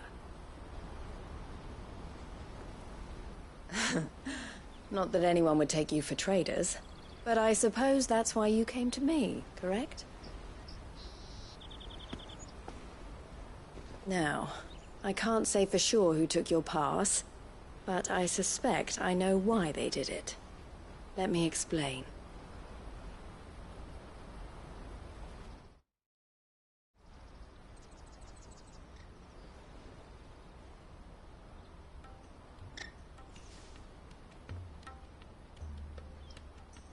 Ever since the Fist marched on the Dominion, the Republic has been clamping down on any commerce that might aid the Empire more than it does us. Which means traders' passes have gone from being merely a way of easing one's progress to being essential if one wishes to cross the border at all. And with demand outstripping supply, they've become a precious commodity, leading some to seek to acquire them by less than legitimate means. So the children are stealing passes to sell on the black market? Yes, and no. Passes are inscribed with the names of their owners, and yet none of the victims' names have appeared on the register of those passing through the checkpoint. Which means? That someone is doctoring the stolen passes. The same someone who is encouraging the children to steal them. And the same someone who has Goots's pass, no doubt. Whoever they are, they're ruining the livelihoods of honest merchants, which is why we've decided to take a stand. Will you stand with us? You want to get your pass back, and we want to ensure that no more are stolen. Catch whoever's behind it all, and 2 birds shall be slain with a single stone. Is there any other way of getting to the Crystalline Dominion goods? They won't let you in if you're not with the caravan. It's that, I don't know, try swimming across the strait. But the guards will definitely spot you if you try and do that. Like, we don't want to get spotted, right? So either we find the people who took the pass, or give up all hope of entering the Dominion. All right. We'll help. Thank you kindly. But I don't know your name. Eloise at your service. Clive. A pleasure doing business with you, Clive.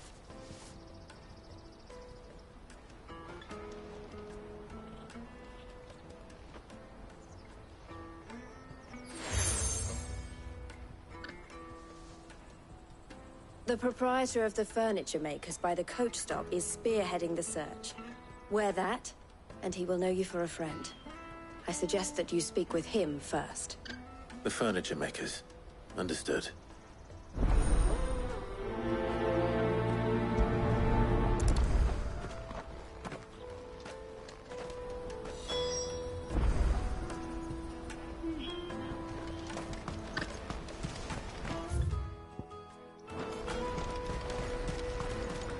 Out of my sight, wretch!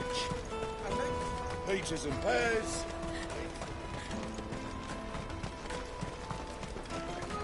Come on, come on! Jug of snake spit for the road?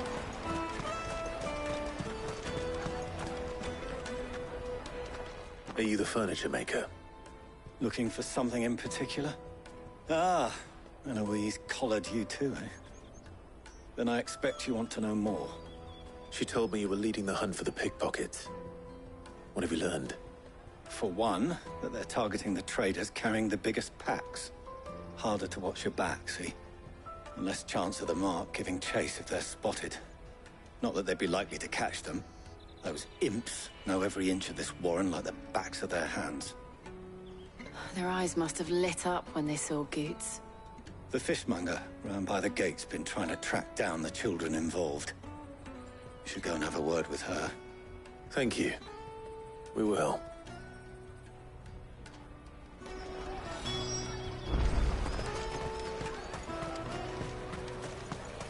You won't find anything of this quality in Twinside. You should come with me to the Dominion, like... Fish for sale! Fresh sorted and smoked! Can I interest you? Ah, sorry. Message from Eloise, is it? She's asked me to help her. To help you find the pickpockets. Is that so? Suppose I better tell you what I know, then. For one, this isn't a family operation. All the traders say the children who stole their passes were dirty, dressed in rags. Street urchins, by the sound of it. We get a lot around here. Orphans from the wars. A few, perhaps. You saw the refugees gathered by the entranceway? They're all looking for a new start in the Dominion and beyond. Some of them take it as an opportunity to rid themselves of unwanted baggage. The shame of it. Whoever's behind this would have to have made themselves known to the children at some point. And so should we. You should start with the children around here, then. I doubt they're the ones involved, but they might have heard something. It's worth a try. All right, then. Questioning children. How hard can that be? Come, taste my peaches! They're sweet as nectar! Excuse me, do you mind if I ask you something? Can't stop you. I was just wondering if anyone has asked you to do anything out of the ordinary recently. Anything you grown-ups ever ask us to do is shut up and go away. So guess what I'm about to tell you to do? Sorry. I'll leave you alone.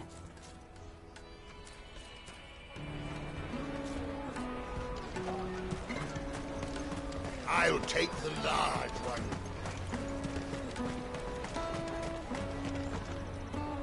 Do you have a moment? What do you want? What I want is to know who's asking children like you to pick pockets. I don't know. Nobody's asked me. What's picking pockets? Do you get paid for it? No, you get in trouble for it. So if they come calling, you know what to tell them.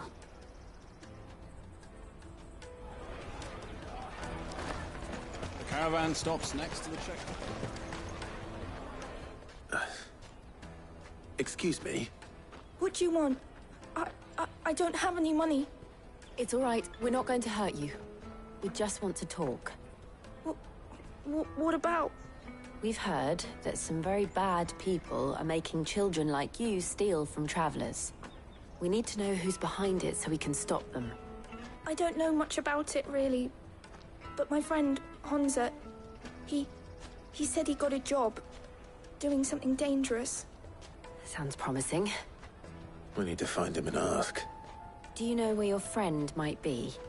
He's usually by the tents outside town. Thank you. You've been very helpful.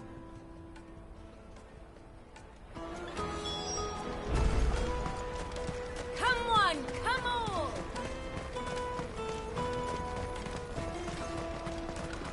Peaches and pears. Let me carry your goods. I'm cheap. Water for hire. That's that, then. She must have meant the refugee camp. Let's hope he's still nearby. There are no crystals here.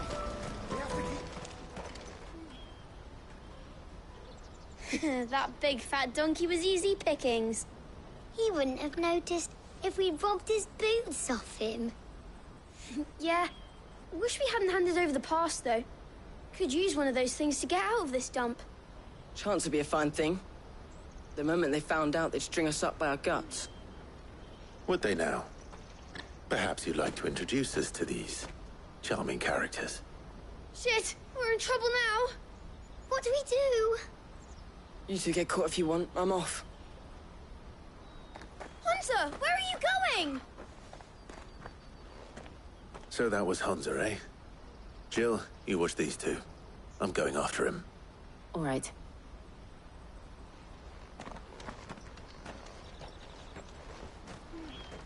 He can't have gone far. I need to find him before his employers do. Daddy, I'm hungry.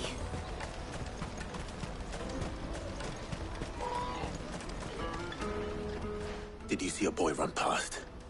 He stole something from a friend of mine. There was a boy ran back there towards the chocobo pen, but... Thank you.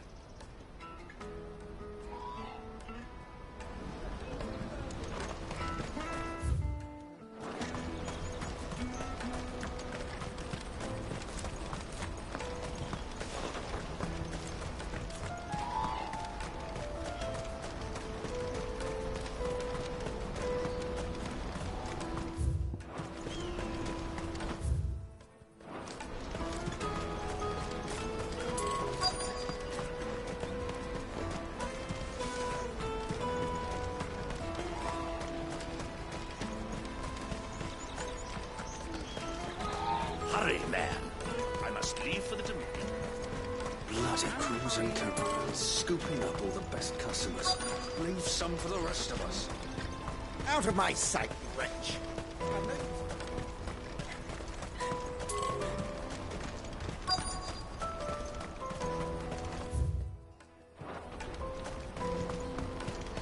Let me carry your goods. I'm cheap.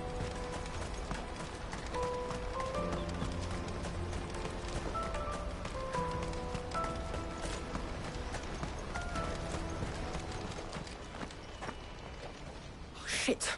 Cornered. It's all right, Hansa. I'm not going to hurt you. I just want to ask you some questions. Fine. Not like I've got a choice. I'm looking for the people who are making you steal for them.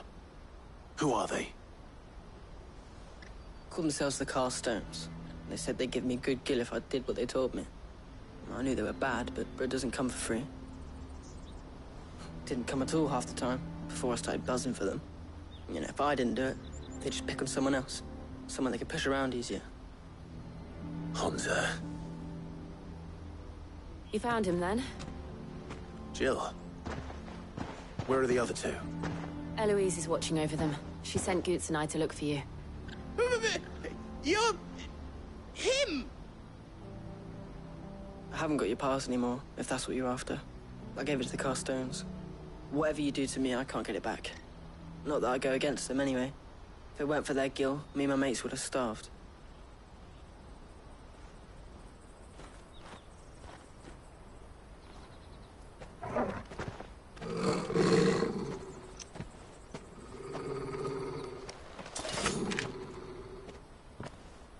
Cowards. You will not force another child to do your bidding. Wait, we're not... Don't hurt him!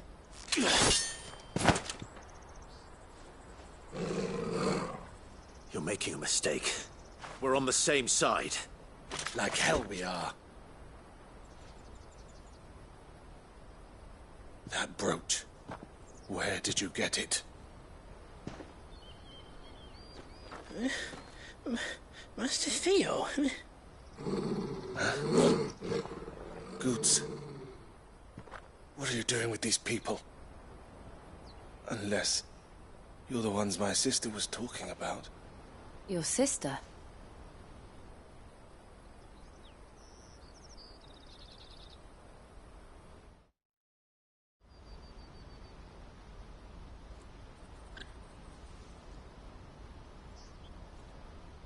Eloise didn't tell us she had a brother. And why would she? I'm just her back and a blade. Theodore, at your service. Sorry about before. Theodore, what do you know of the cast stones? Vultures who have made Boklad their hunting ground. They prey on the desperate, stealing from those with gil and bullying those without it into joining their flock. I'd been looking into their activities in hope of sparing the refugees any further hardship. But it seems they've already stooped even lower than I'd feared. Hansa's a good lad. Don't blame him for what they've made him do. If he and his friends hadn't agreed to work for the stones, some other poor souls would have. On pain of death, most likely. Clive, was it? And my sisters asked you to help put an end to the pickpocketing. Then we all want the same thing.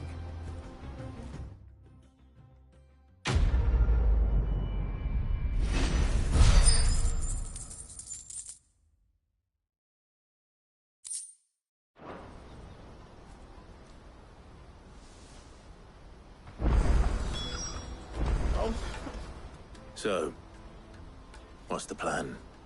What else? We find the cast stones, and we crush them. You get your trader's pass back, and I make Boklad a safe place again. All right then. All right then. Hansa, where are they camped? Don't worry. They'll never know you told us. Couldn't if I wanted to. They always come to town to collect the passes. Meet us outside the gate. I tried following them once, but they spotted me halfway down the trail.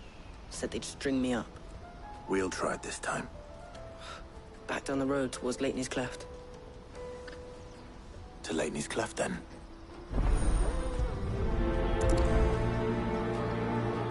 Laney's Cleft is to the south, past the camp.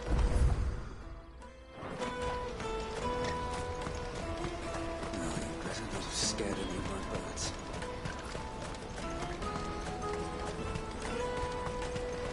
That's that then.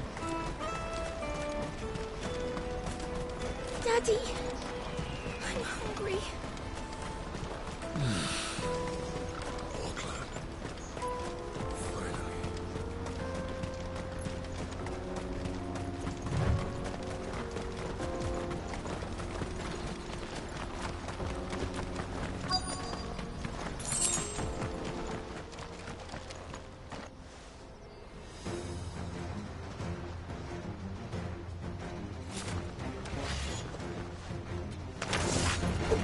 That's the one who's been sticking his nose in our business. You should have minded your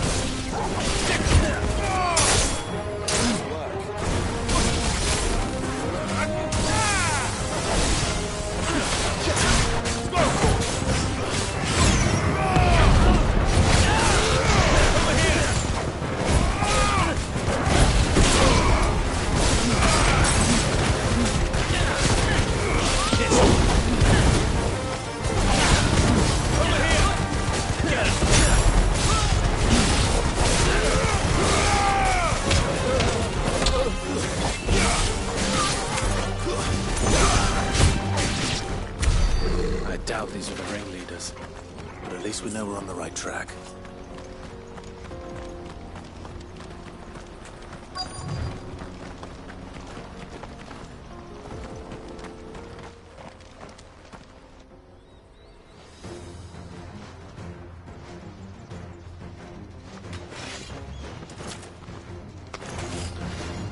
We got company! That's the lot.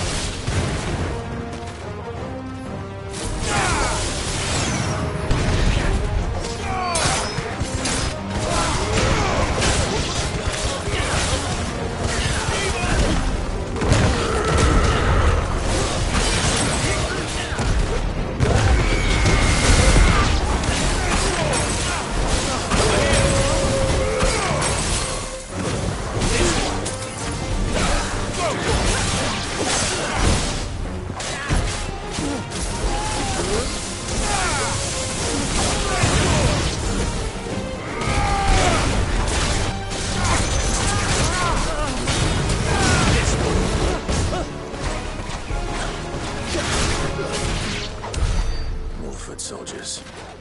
Fewer now.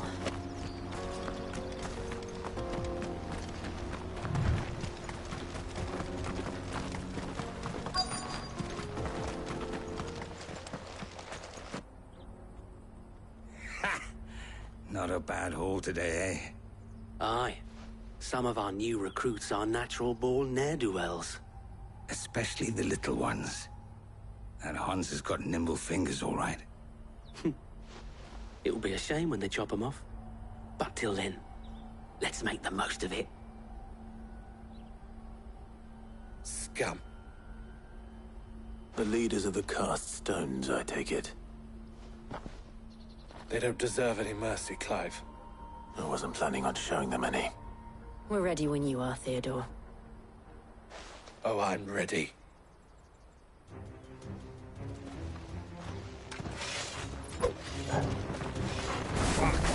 It's that guard from Bokland. Kill him! Kill them all!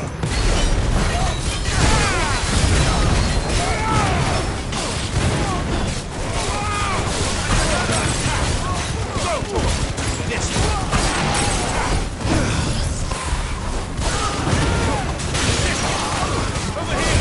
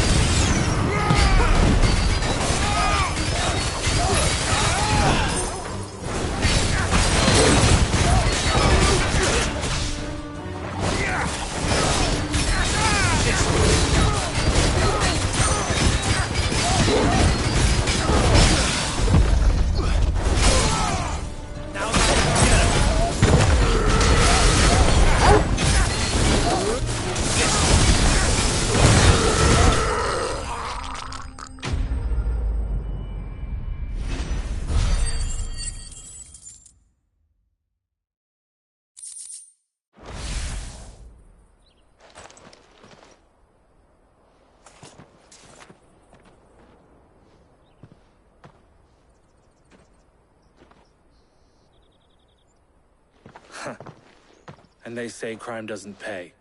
Gold chains, rings, purses. And traders' passes. Dozens of them. Have the names been changed? Not yet. I recognize some of them. No doubt Goots's is somewhere among them. Now I just need to sort through it all and return everything to the people it was taken from. We should go and give Eloise the good news. Can we leave things here in your hands, Theodore? Of course. Oh, and, be sure to tell her of the part I played, won't you? We'll be glad to.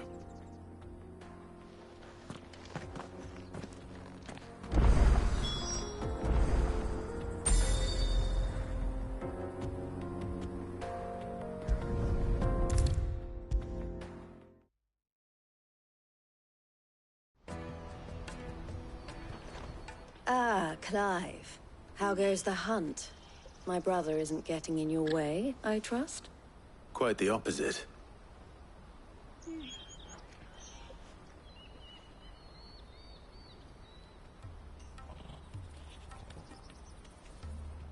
So it was the cast stones who were behind it all.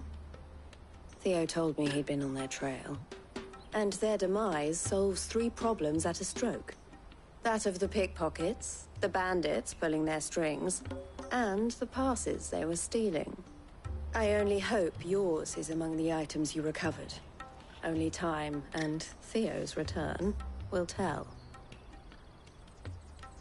Speaking of whom, welcome home, dear brother. You are too kind, Eloise. Here, Clive. Goods' pass. Ask him to keep a closer eye on it from now on, would you? I will. Thank you. El, I've asked our boys to carry the rest of the goods back. Can I count on your help in sorting through it all? Of course. I'll make some space in the storeroom. I expect you'll soon be on your way then. But it wouldn't do to leave without introducing yourself properly. Would it now? Sid. Don't look so shocked. We're on the same side. I don't understand. As you now know all too well, we at the Crimson Caravans are always happy to help those in need. For a small fee, we will move anything that needs moving. Be that goods to market, or bearers away from it. I was the first my sister helped escape. If it wasn't for her, I'd have been branded as a boy. I had no idea. It just so happens that we are seeking to expand our operation. And who better to join forces with than the leader in the field? Wouldn't you agree, Theo? I would. It seems our purpose is the same in more ways than one. So what would you say to working together again? It would be our pleasure. And our honor. The honor is ours. Here, Clive. This is for you.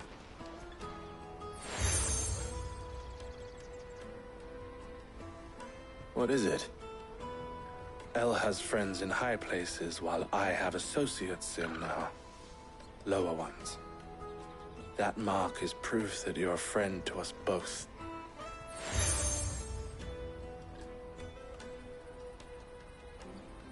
I shall bear it with pride. Well, all that remains is to wish you a safe onward journey. Goots's pass should secure you a place on the caravan, but if you encounter any difficulties, we would be delighted to provide you with a coach of our own.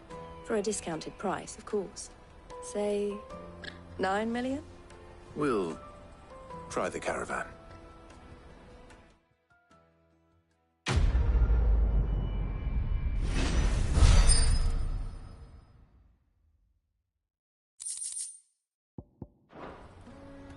Right then. Let's get this back to Goods. And then it's on to the Dominion. Out of my sight, wench!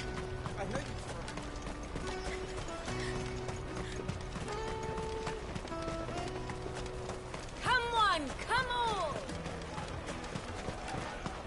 The caravan stops next. Juicy pears! Slake your thirst without a crystal. What I really want...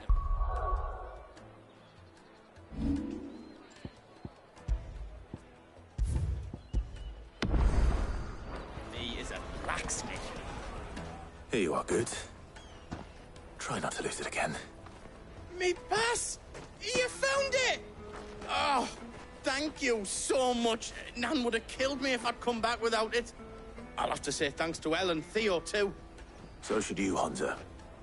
You and your friends don't have to steal anymore. If anyone threatens you again, you know who to turn to. We do. And we already have. Miss Elle's given us a job shifting the chocobo shit out the stables. It's hard work, and the pay isn't half what we got from the stones. But if we stick at it, we'll keep ourselves fit. You stick at it, then. And Goots, I'm sorry for stealing your pass. That's all right. I've got it back now. And all's well that ends well, eh? You said you're trained to be a blacksmith, right? Well, I'm gonna be your first customer. I'm gonna save up all my gil and get you to make me a massive sword. I'll do me best. Till then, eh?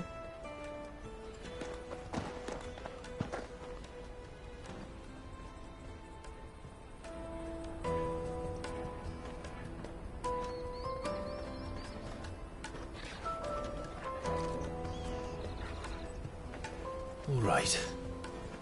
We have a place on the wagon.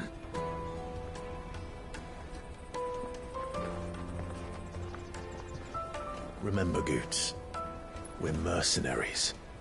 You hired us to protect you. Mercenaries. And you remember the plan? You're to ride all the way to Twinside. Jill and I will go with you as far as the outskirts, then find our own way in. I'll buy that stuff I need. Right. And we'll scout out the Imperial's defenses. There's a square with a big bell tower right in the middle of town. If you get lost, or out goes wrong, we can meet up there. All right. Let's go.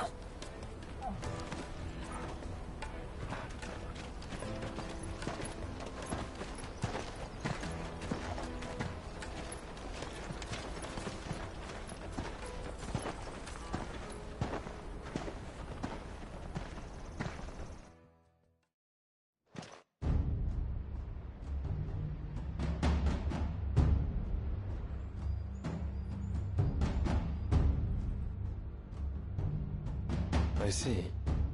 And you're quite certain your father has no knowledge of Ultima? I am.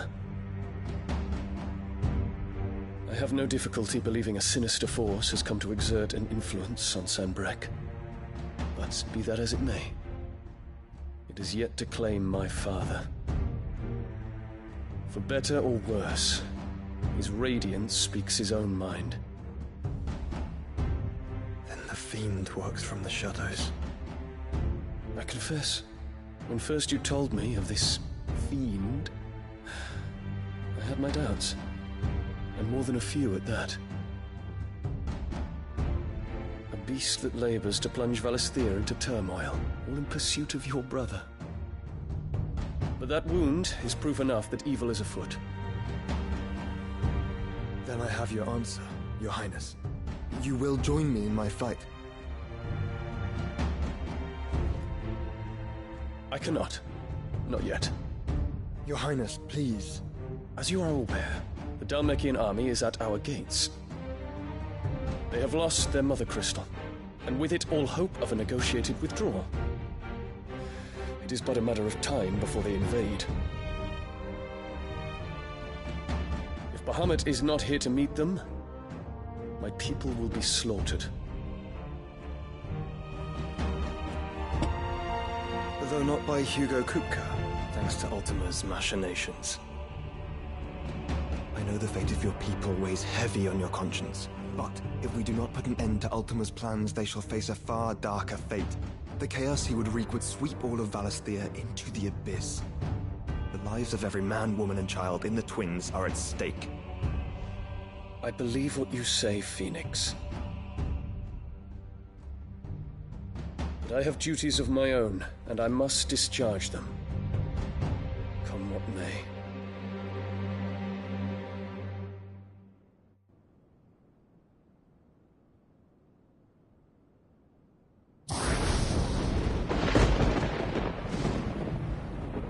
do you know of my blood?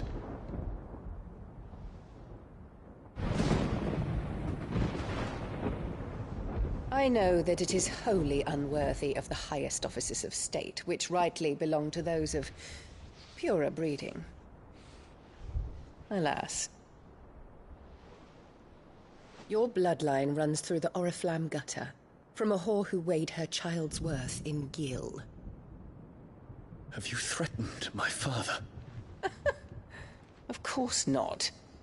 I merely whispered in his ear that his mongrel son is plotting a rebellion. What? Sylvester listens to the words of his astrologers. And they have ears too. You have been feeding them your lies! Should you remain loyal to Emperor Olivier, his radiance may yet crown your head with laurel, and not with tar. Fork-tongued witch!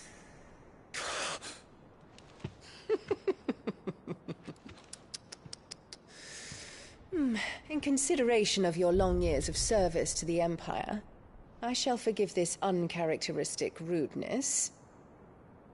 Now hurry and make ready, Your Imperial Highness. Emperor Olivier expects much of you, Dion. Or should I say, of Bahamut. May your fire reduce his enemies to ash, till all of Valisthea bows to its rightful ruler.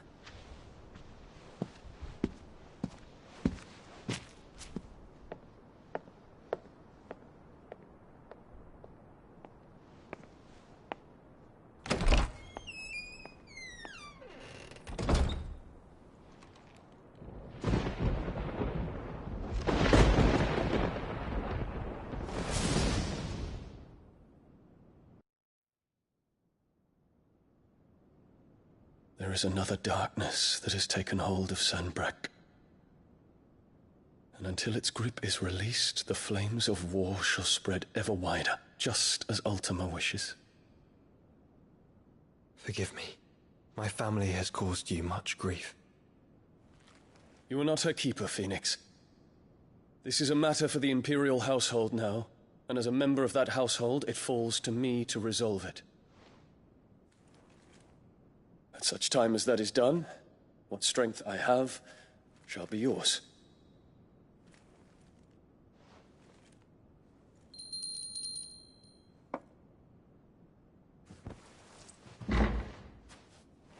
Thank you, Your Highness. Let us take to the skies together, and bring a new dawn to Valisthea. I should like nothing more.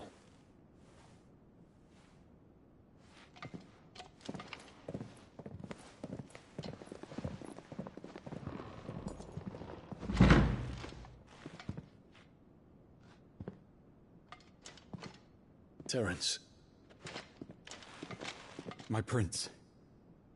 Tell me true. Do you believe what I'm about to do is wrong? We dragoons have but one leader, Your Highness. And we shall follow him unto the very end. Thank you. This is my decree. For their crimes against the crown, the traitorous Annabella and her usurping son shall be put to death, and the Empire restored.